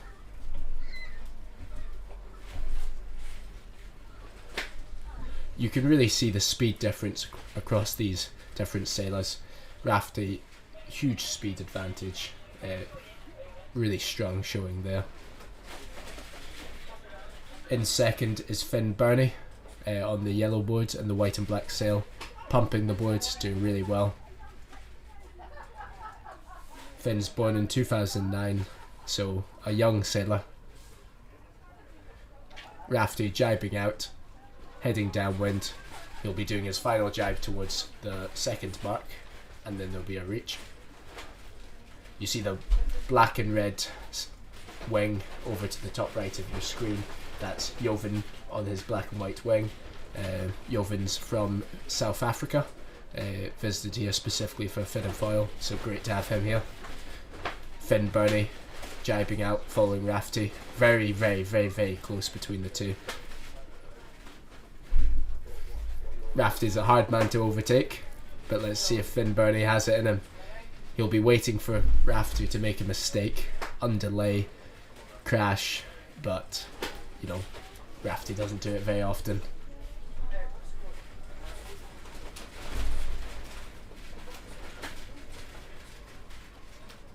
Both pumping on the reach, really maximising their speed, pushing as hard as they can. Jovan in fourth. Steve Follis in fifth place. A bit further behind for Steve. Oh, there's been a big crash. The third place wing has crashed, unfortunately.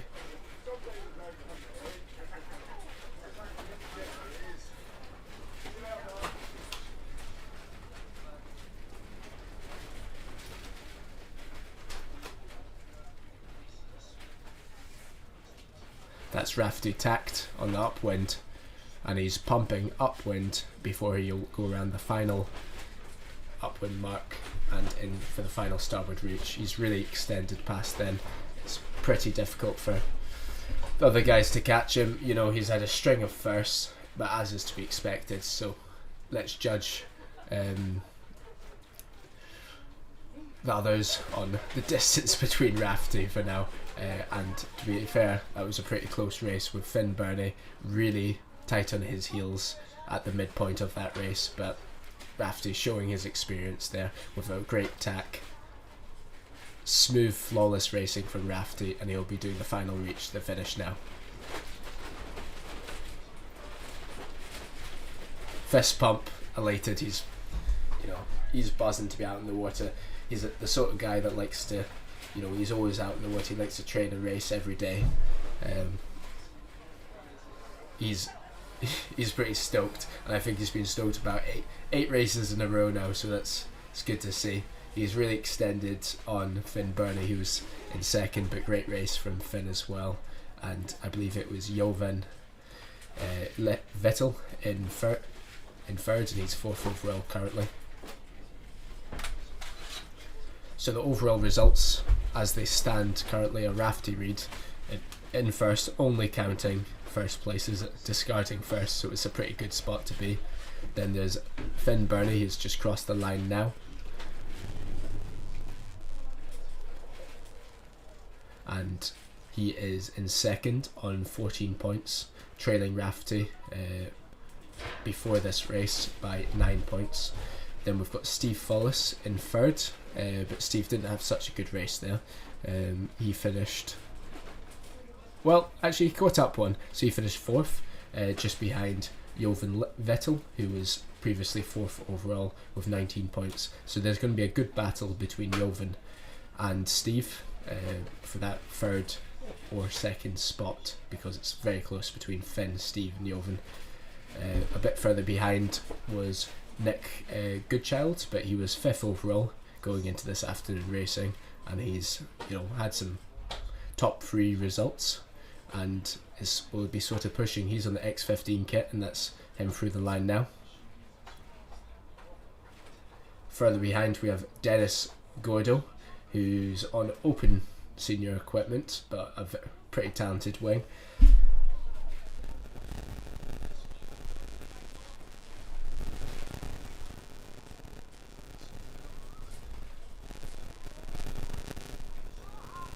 Dennis Gordo is actually the Vice British Wing Foil Speed Champion, sponsored by Duotone, Ion, and Ion UK. So he's a professional speed winger, vice champion in that. So one thing you can count on him, he'll be going quick. He's coming into the racing and is doing very well, currently in 6th overall. We've got a big wing fleet with 24 entries, so being in that top 50% is a good place to sort of develop and move forward into the top rankings. The X15's crossing now.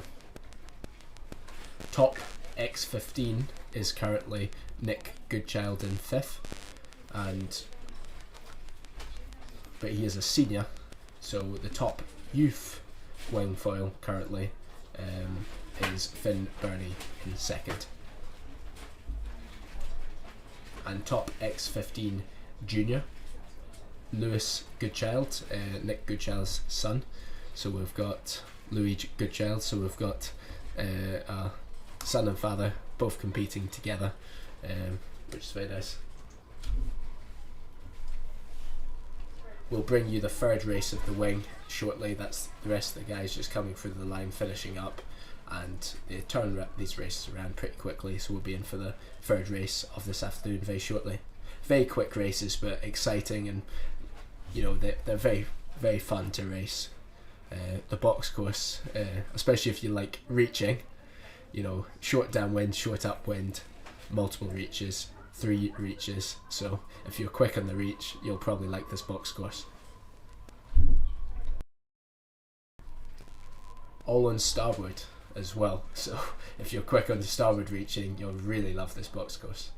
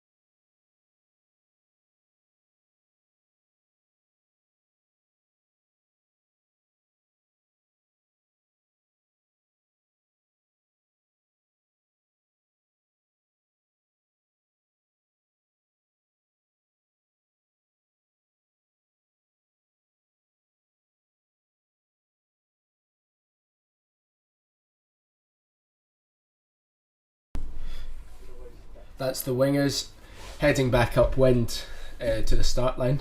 Very shortly, we're going to move you guys over to the Techno course and show you guys some Techno racing action.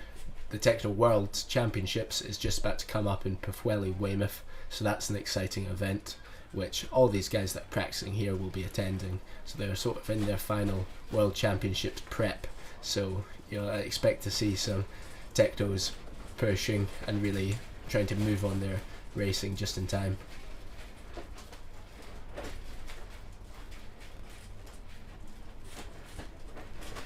That was Jovan there on the screen.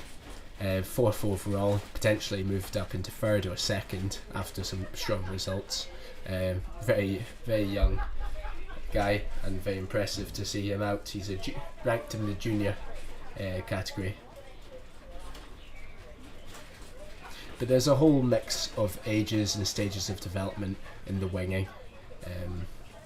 You've got juniors of age 12 all the way up to masters and grand masters, let's say. Winging is a relatively new sport, but there's guys of completely all levels that have got into it in the past few years.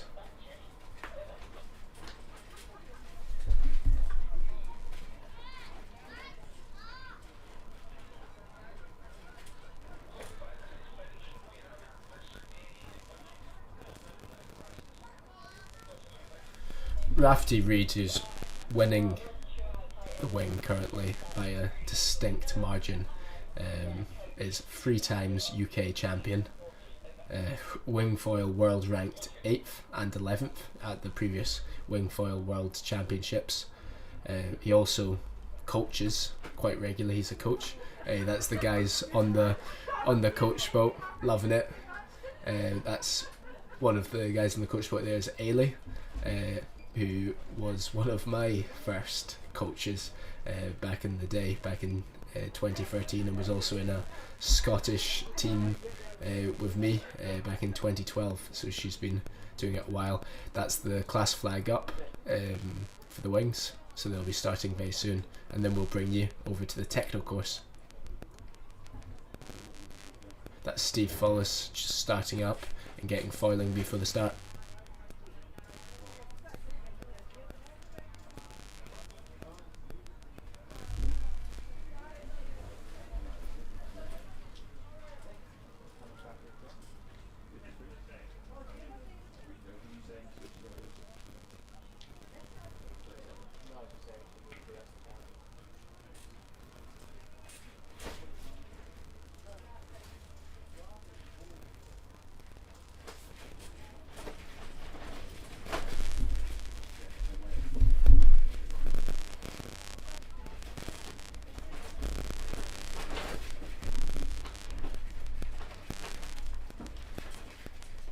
So that's the start sequence on. The 2 minutes is just coming up, and then they'll be off.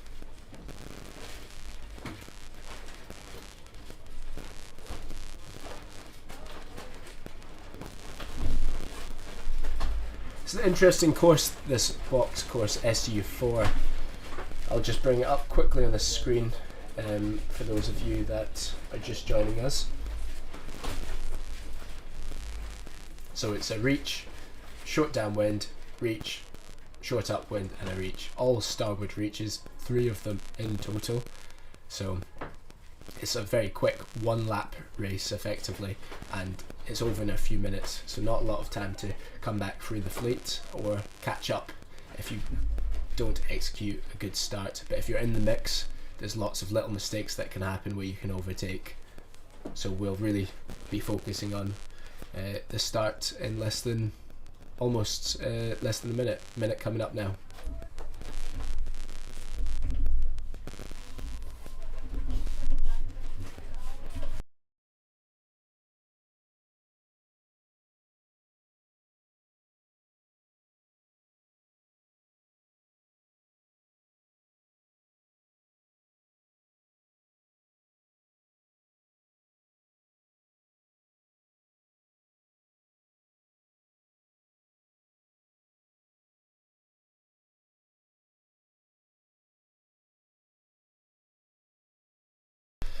This is the wings just approaching the start line now.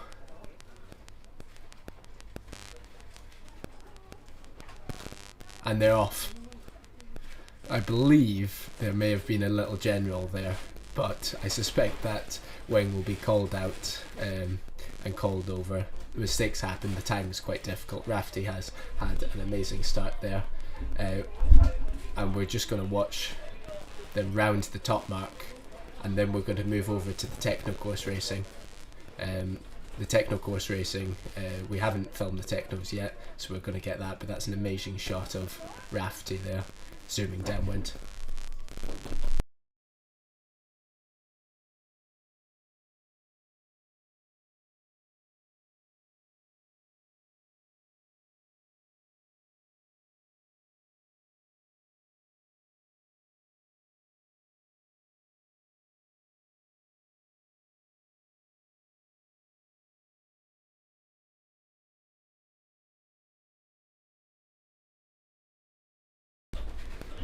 So that's Jovan there.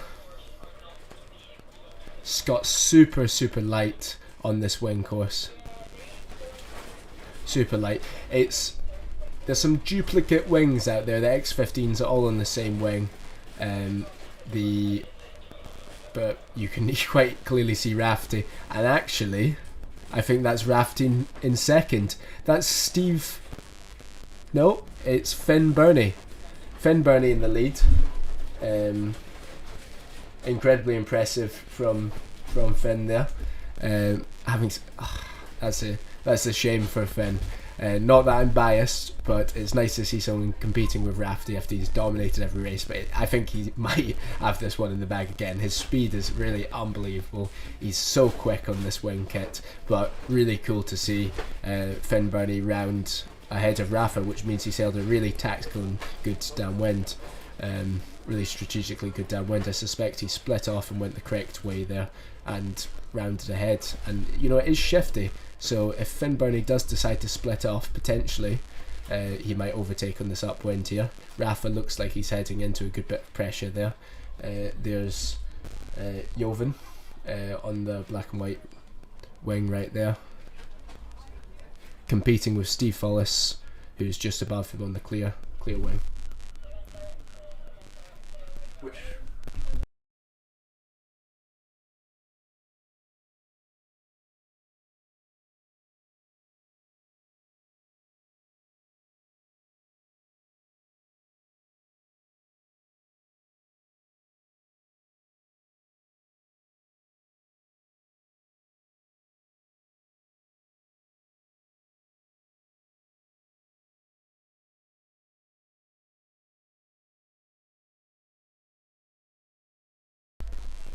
That's Rafty Reed winning the wing race, followed up by Finn Burney, with Jovan Little and Steve Follis battling for the third and second.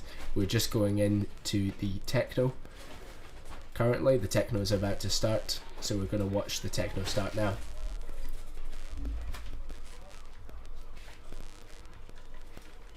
That's the class flags up, so we'll be starting very imminently.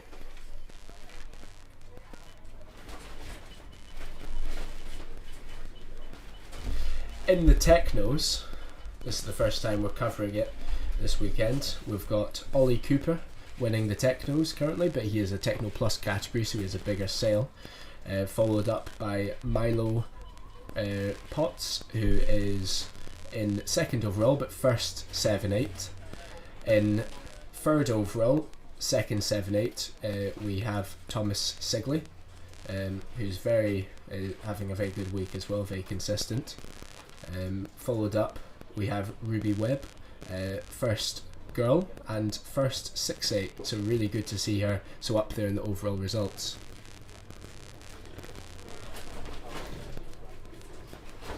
That's the final minute just gone, so we'll be starting very shortly with the technos. GBR 287 is on port, deciding to start on port there. That's Thomas Sigley, who's our second 7-8 techno.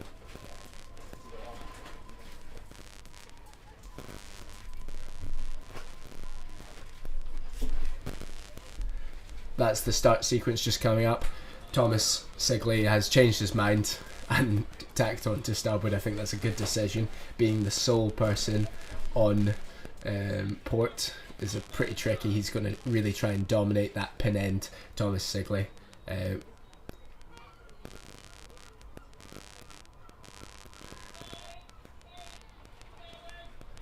6, 5, 4, 3, 2, 1, and they're off.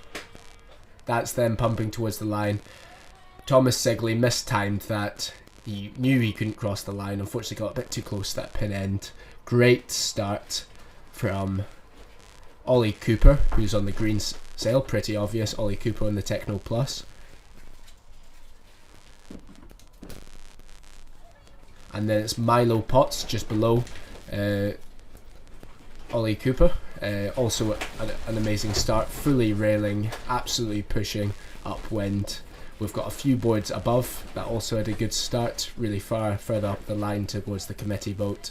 It's a battle currently between Ollie Cooper on the Techno Plus, slightly bigger sail, and Milo Potts below.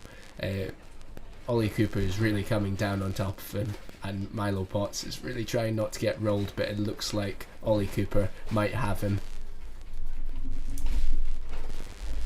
Yeah, unfortunately for Milo, he has been rolled, or almost rolled by Ollie Cooper, but looks like he's carrying on pushing, and you can see these boards really railing up. They're using their dagger board, pushing, and Ollie and Milo have got a strong battle between those two, and the other guys slightly following behind. But having said that, there's some boards tacked onto port tack off the line, so they're going a bit further to the right, and that's the guys tacking from the left.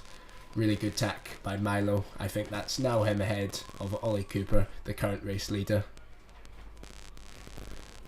So they'll be crossing, making their way up to the windward mark. So it's a windward leeward course, so upwind start into upwind to the first mark, and then downwind to a gate, and then upwind back to the upwind mark, and then down again and through the line. Windward leeward 2. Well, as you can see, that board on starboard in the top right isn't doing very badly. Could cross, hard to tell until they come a bit closer, but their angle's good. It looks like Ollie Cooper and Milo are well in the lead, and on port crossing, whoever that is on the right. We've got some race boards on the track as well who started just before. It's a really tight battle in the race board fleet as well, so we'll check in with the results after this techno race.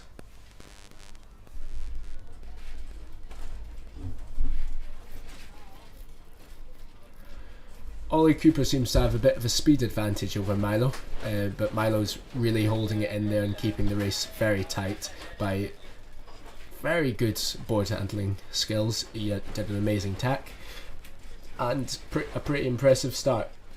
Both of these guys had a great start, so it'll be interesting to see. You can see another Techno Plus a bit below him, but Ollie Cooper is on a really good angle, really strong. He'll be looking back, making sure he's still at a good angle and staying on the lifted tack, and he'll be approaching the upwind mark quite shortly.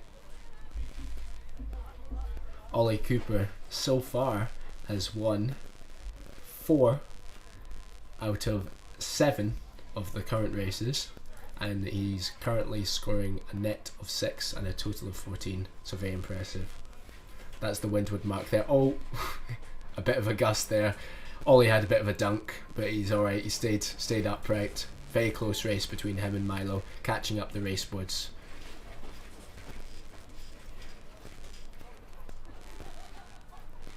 So that's them tacking for the ley line now. Milo's decided to tack a bit earlier. Tricky tack from Milo.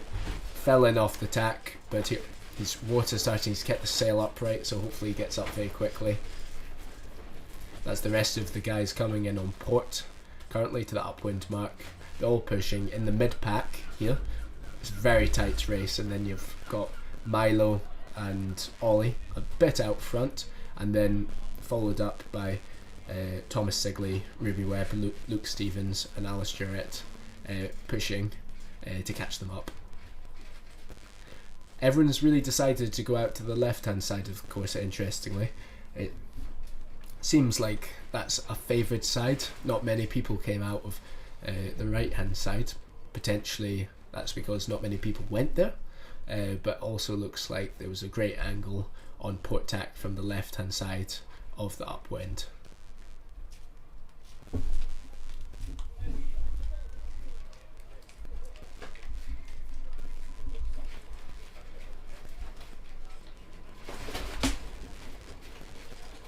That's Ruby Webb rounding now. Ruby's had a very impressive week so far. A net of 26 points, first girl, and she's only on a 6'8", born in 2011, so very young, and doing very, very well.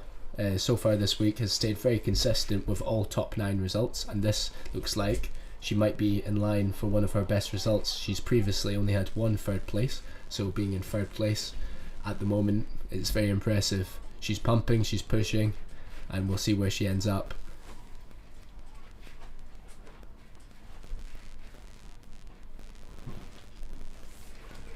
She's jibing out, jibe setting straight away for the downwind.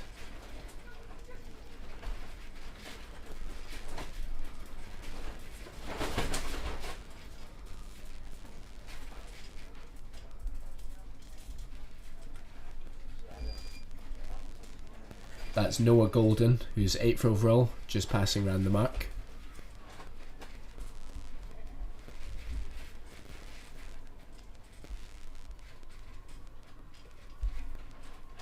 That's Seb Evans, just rounding the mark now. And he's absolutely sending it. He's fully planing, so I'm sure he's going to gain a few places from that.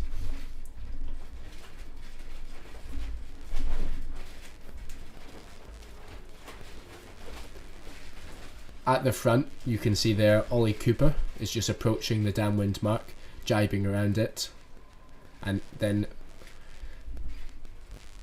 you'll be heading up. Very impressive race from him. He's pumping, he's pumping, he's pumping. Milo has just fallen in. He's obviously really pushing to catch up Ollie, and he has done on a couple of occasions, beaten him. So it's great to see that battle between those guys. Both of them are working really, really hard, and it's really great to see Milo pushing so much to catch up with the older and more experienced Ollie Cooper, also with a bigger sail, but not to take away from Ollie's consistent victories and results. He had an amazing start and really good speed and tactics.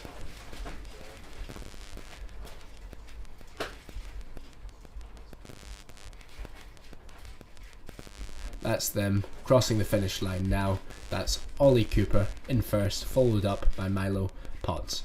So that's maintaining the status quo as such, where Ollie Cooper is leading the overall fleet and the Techno Plus fleet, and then Milo is first 7-8 after having a very impressive week, all of first and seconds. So actually probably the most consistent sailor out there. Really impressive. Milo's competed at European and World Championships, recently finished 16th at the Europeans, so he's really a developing talent on the techno scene.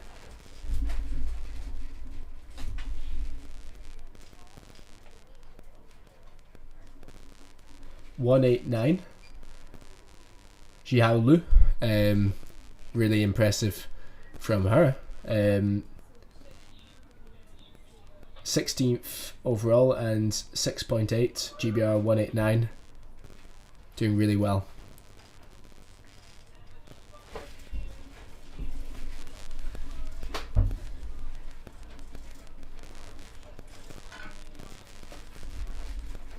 It's all GBR sailors at this regatta, everyone representing GBR, and unlike some of the other fleets where we've got international competitors, this is a big techno fleet of 31 technos ranging from 3.5 metre all the way up to Techno Plus, which is above 8 metre. So we've got a whole range of different sail sizes and a whole range of different levels at this. Everyone's developing.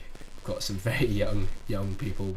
The youngest was born in 2014, which I don't want to work out how old that is, but incredibly young, incredibly impressive that they're, you know, competing in such tricky, windy conditions. So very, very impressive. And they're all building up to the Techno Worlds. The younger ones probably won't be competing at the Techno Worlds in Pwllheli in the coming weeks, but I suspect a decent majority of this fleet will be. So this is a great regatta to sort of fine-tune their racing prior.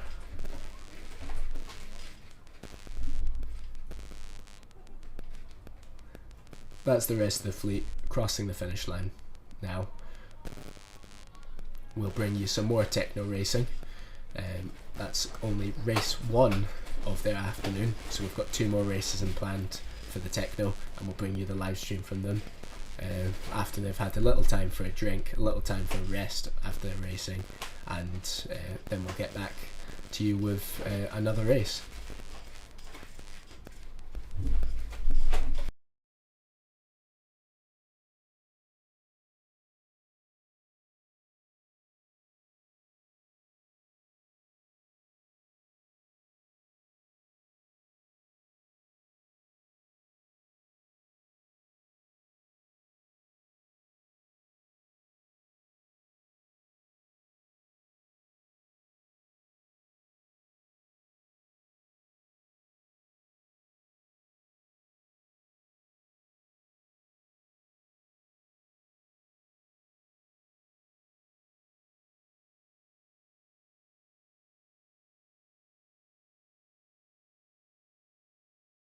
Seb Evans just crossing the line now.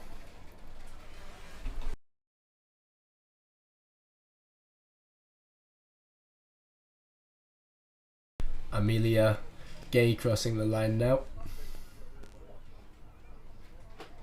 Really good race from Seb there. Seb 13th overall in the 7.8 class.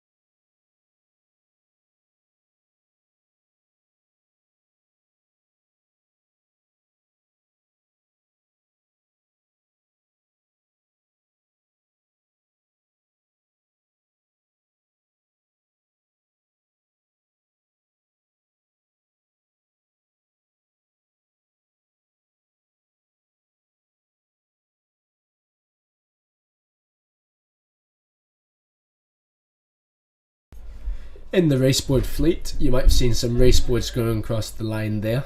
We've got the raceboards on the same course.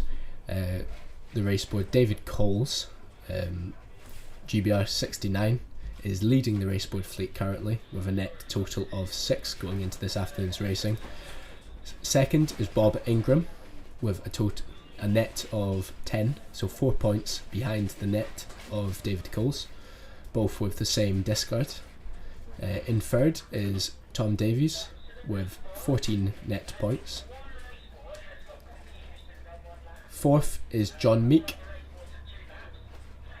in 23 points.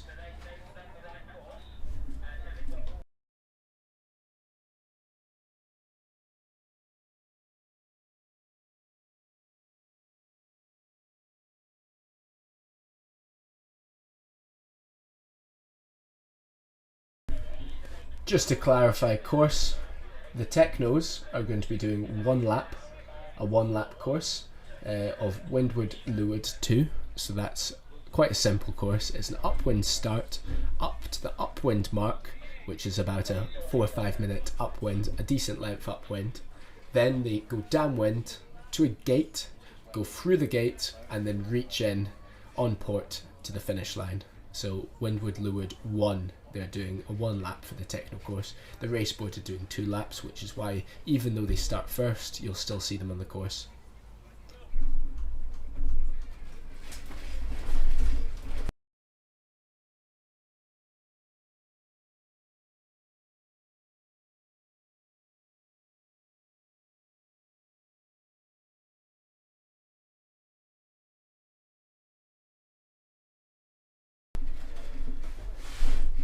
Now the coaches will be talking to the race committee in the finishing boat, checking if there's any issues, any edits, and helping out where they can. It takes a big team of volunteers and coaches and race officers and also volunteers to make this event happen. So it's constantly changing the course if the wind shifts, constantly changing the start line. So there's lots of things that goes on behind getting these races on the go. So sometimes there's a small wait between, even to let the sailors drink and relax a little, because it's very intense racing, lots of pumping and quite windy conditions. So there'll be a short pause while we wait for the next race to start and the last finishers to sort of come through the line.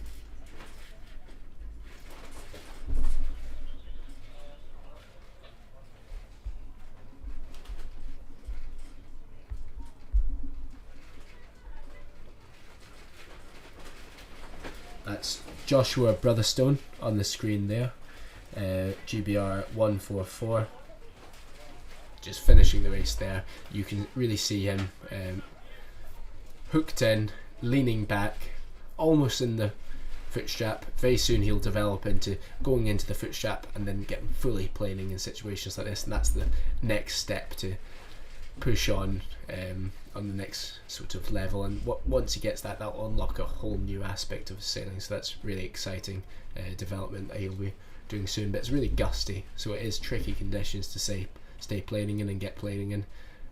So quite technically difficult conditions.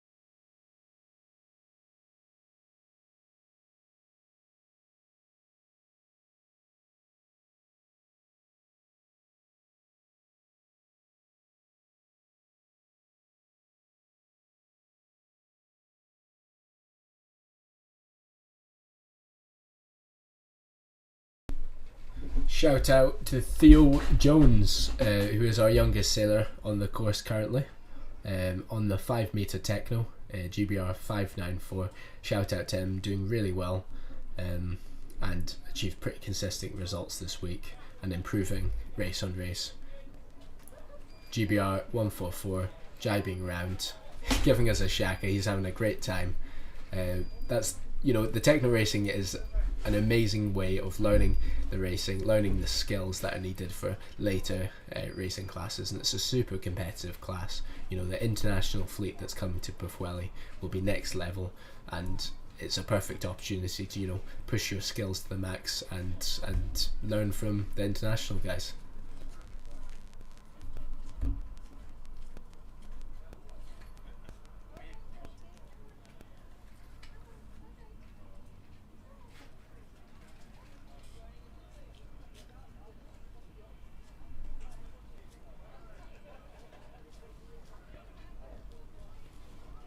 The technos can go pretty quick as well once you get them fully tuned and set up and planing.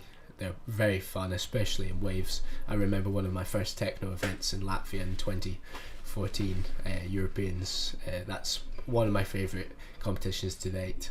It's fun and tricky in flat water, but then when you bring in waves and go to a wavy venue, the technos, jumping them can be pretty exciting and incredible racing.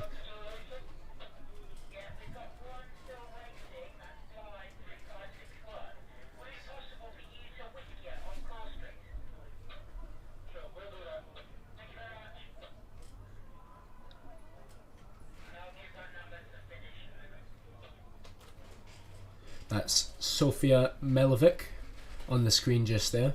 She's currently in 14th overall, doing very well.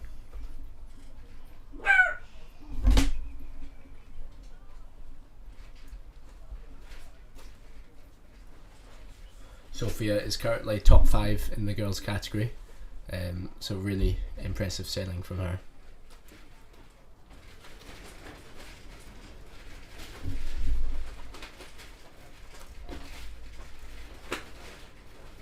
That's Benedict Sigley there, in the 6.8 techno category, GBR 288. He's scored a very consistent week, best result 6th overall so far.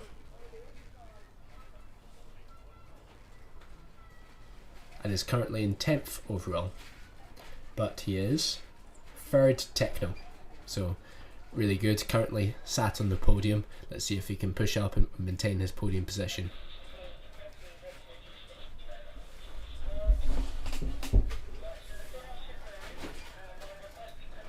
Fully sending it there. When the technos get to above sort of 15 knots of breeze, they can go upwind planing, so they won't just plane downwind and on the reach. They'll do an upwind off the fin sailing.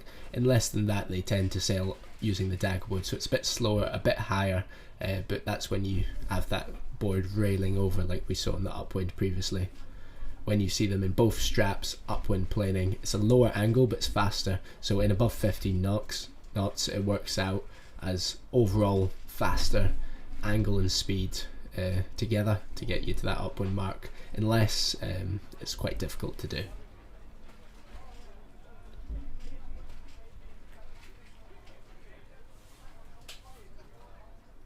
That's Louis Goodwin Dawson.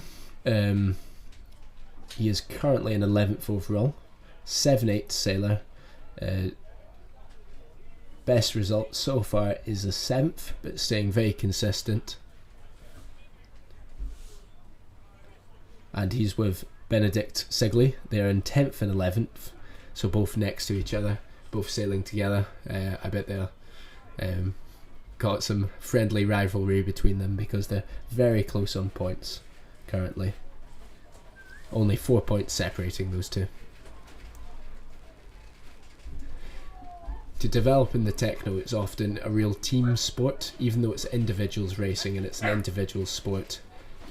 Really, you need to work as a team and have good training partners and good friends to develop in windsurfing, to test your skills and learn new techniques.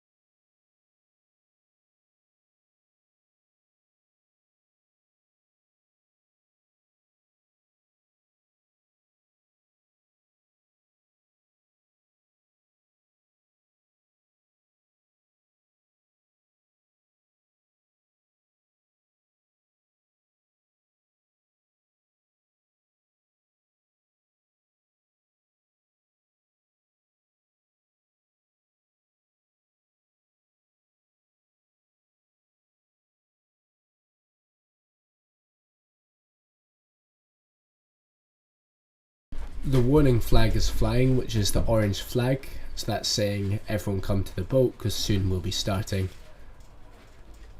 It'll be the race board starting first, so we'll capture the race board start and then stick with the technos for their full race.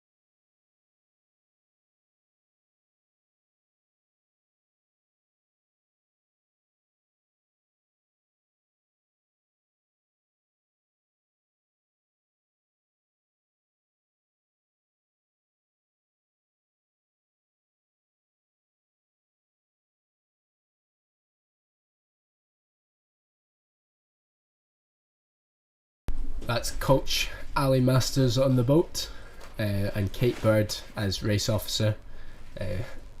Ali has been my coach for a long time. He was my Scottish development team. Expect the raceboard start will be going very shortly indeed, and they'll be doing a 2-lapper when the Technos are only doing a 1-lap Windward Leeward course.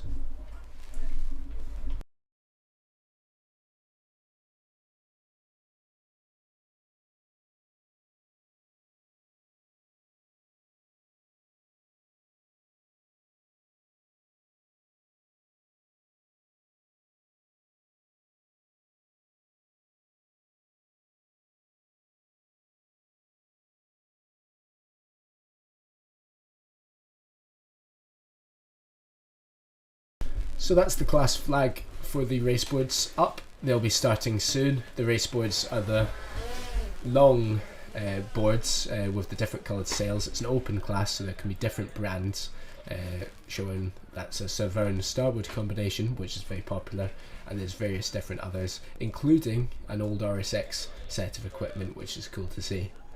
Raceboard is a very classic class, and it's got a strong following internationally.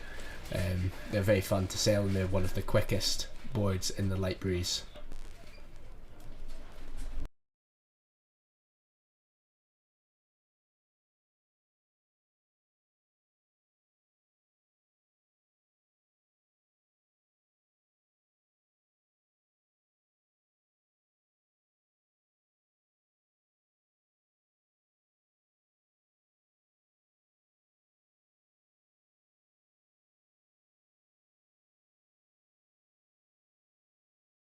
That was just Thomas Sigley, who's 3rd overall in the Techno fleet and 2nd 7-8.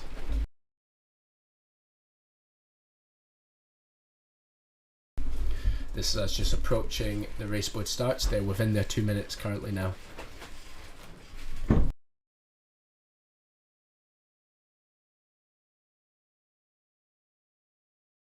That's the time just on the top right corner of your screen. We're just under the 1:30 mark.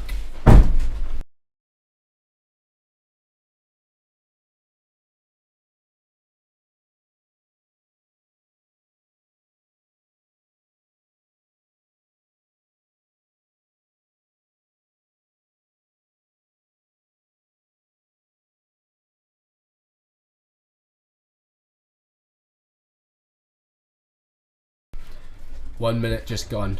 They're going to be approaching the start line now on starboard tack. Everyone's deciding that the left hand side of the course is the place to be.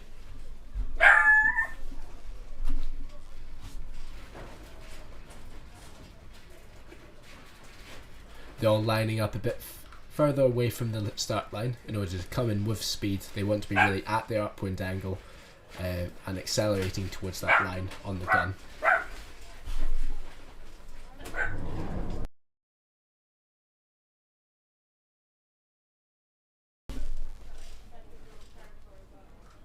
The blue Severn sail there is waiting, trying to really slow down their approach in order to blast off that pin end. We've seen on the Techno start that that's a dangerous place to start, because if they mistime it, they can miss it. Accelerating now, 2, 1, and they're off.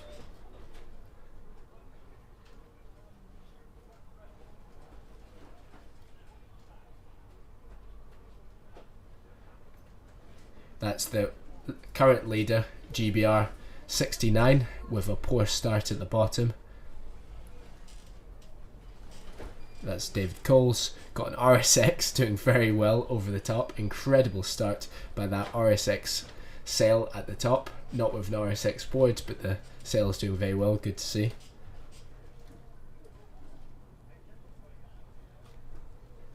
In the mix is Thomas Davies, 9661.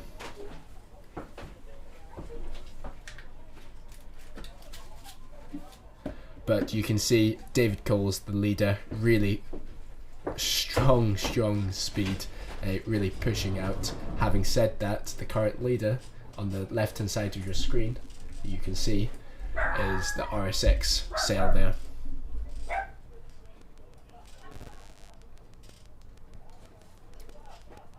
really extending out.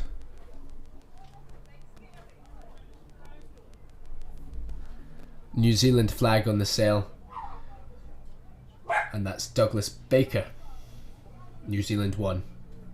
Great start by Douglas Baker. He's tacking and leading back into the fleet. Douglas Baker is currently 9th overall, but that's only because he had 3 D&Cs to start, so he missed the first day of racing. Yesterday he scored 5.36.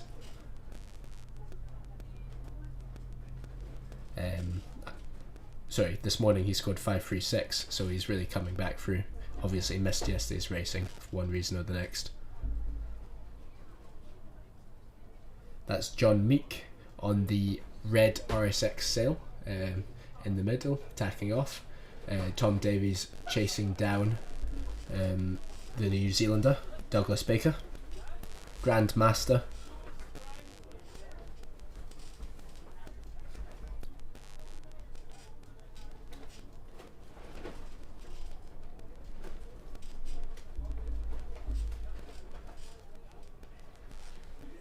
Really gusty conditions here, and really powerful sails. You can see some of them having their sails blowing open, which makes it, they need to really sit down, and they've got a really powerful board, so they're really pushing against a lot of drag with this sets of equipment, but it is pretty satisfying when it's locked in, just slicing through the water.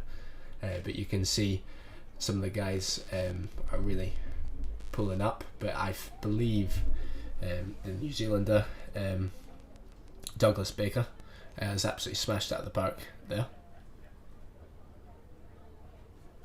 And by New Zealander, Douglas Baker, he's not from New Zealand. For some reason he's registered as New Zealand, but he is definitely from the UK. New Zealand won. By that, he's I know him. He's Charlie Baker's dad, who's a very good IQ foiler, currently leading the IQ foil fleet. So it's cool to see a family racing. We're gonna head back to the Techno start now, and bring you back into the Techno racing.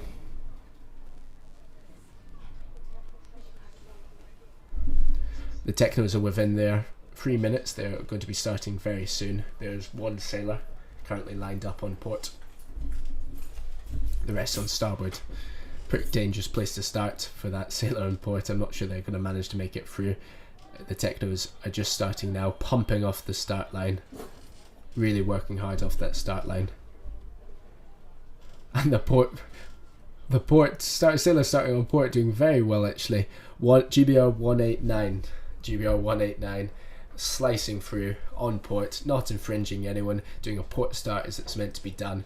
Incredibly bold move by Xiao Li, and incredibly impressive. She's in 16th overall currently, GBR 189. He is in 16th overall, GBR 189 on 6.8, and doing incredibly well.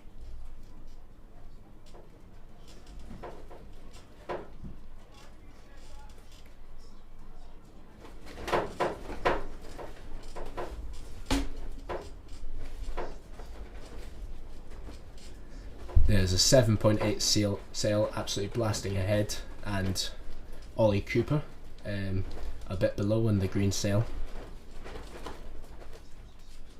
I believe that's Milo Potts with a very good start, tacking out early onto port, followed closely by Ollie Cooper.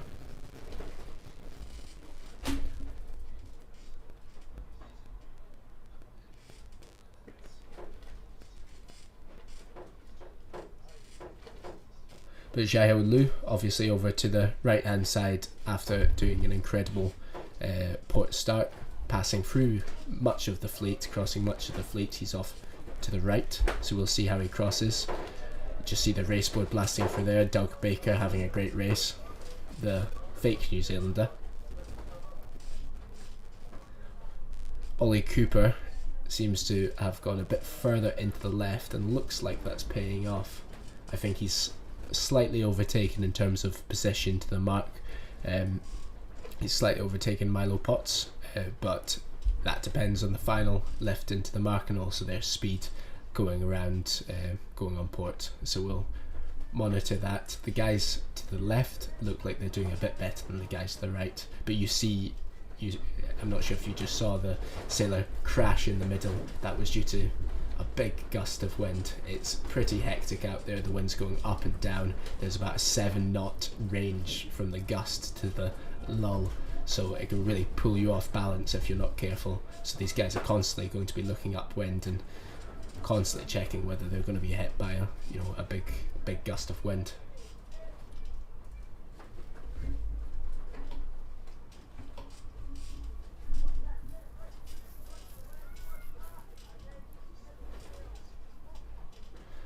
Looks like the sailors got a bit of a header into the right, so that's very good for the guys on the right hand side of the course, the technos on the right hand side of the course, and also good for Milo Potts, who looks like he's got back into the lead and sailing very well, closely followed by Ollie Cooper on the Techno Plus. So that's first Techno Plus and first overall 7.8 there on the screen now. They'll be approaching the ley line now, so they'll be looking for that orange mark. They won't want to go too much past that orange mark. They'll want to tack on a safe ley line, so they're definitely going to make the mark, but they won't want to sail excess distance.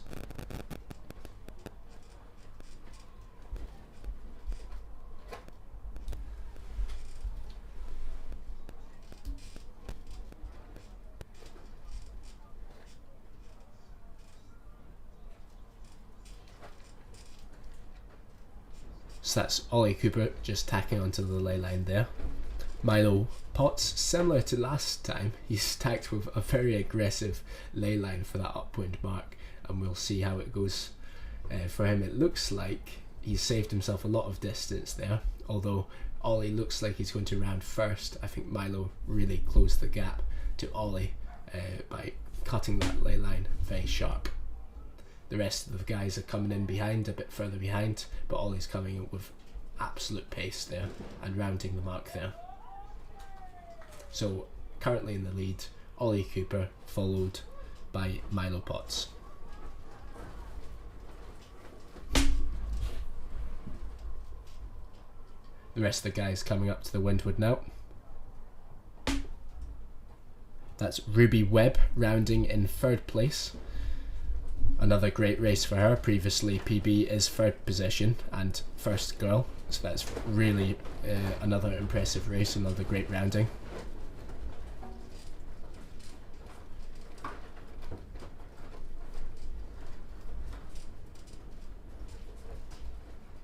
That's Noah Golden rounding now in about 5th or 6th position.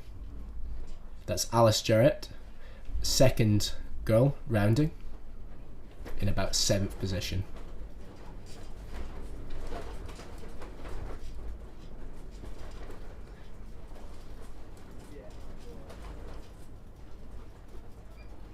That's Benedict Sigley,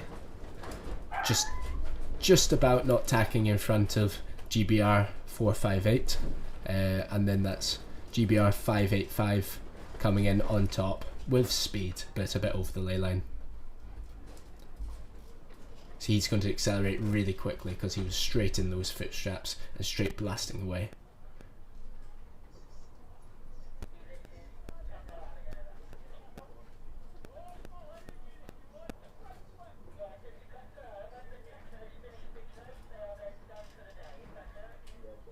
They're absolutely storming downwind. The wind's picking up.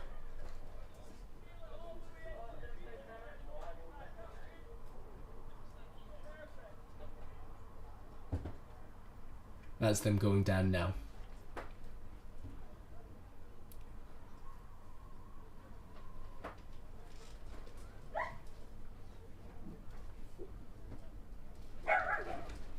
So there's been a course change to P course, which is quite simple as well, but that's upwind, reach, downwind, and then reach to the finish.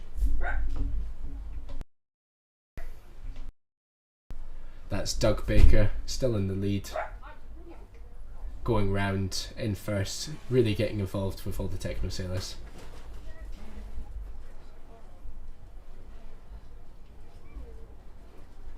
There was a change of course there midway through, so that there's a reach at the top, but that's only a very minor change. So now they're heading downwind, and they'll be trying to take that speed from the reach and plane downwind.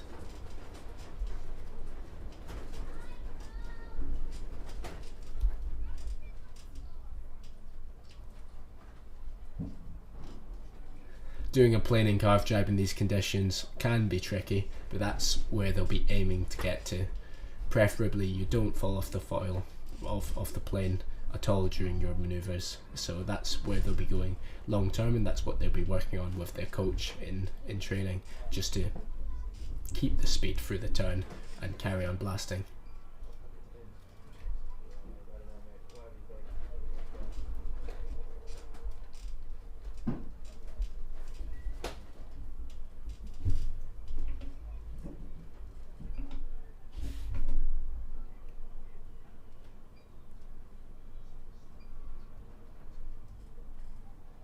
The guys jibing off with the Tectos. It's a 1 lap race, so that'll be them finishing up now.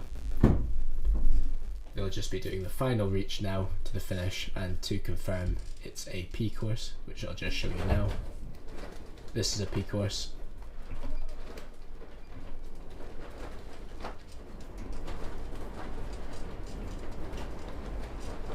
That's the P course there.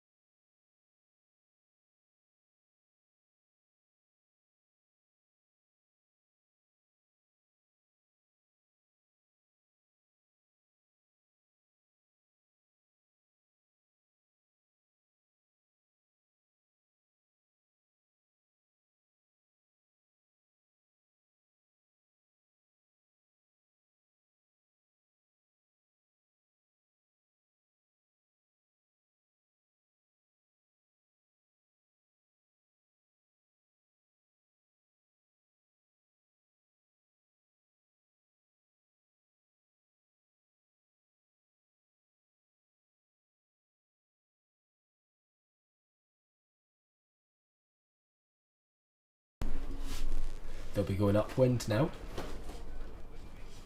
They'll be going upwind now after they've finished the race, and they'll be going to wait by the committee boat for the next race. The final guys are just finishing through the start line, through the finish line now.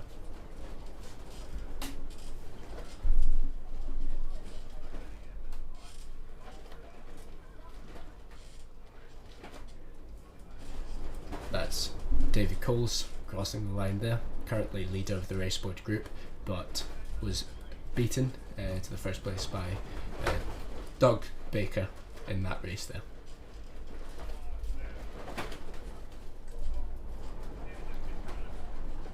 That was Sophia Melovic crossing the line there.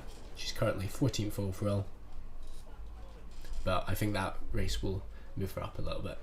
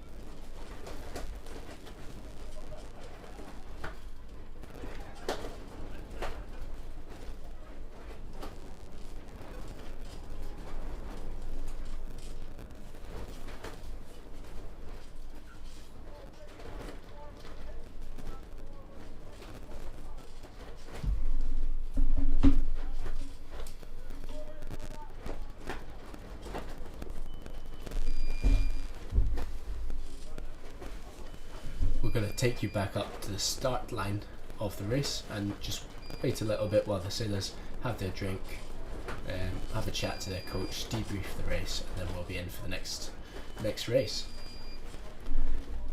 I'm just going to briefly bring you a little interview by Robert and Rona, who've been coaching the Technos this week actually.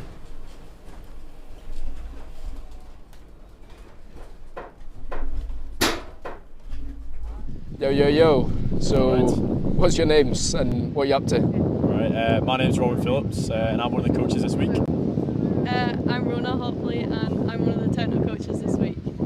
Nice. And how long have you been coaching for? Both of you? I've been coaching coming up 2 years now. Nice. I've been starting the techno coaching just for a year now, so yeah.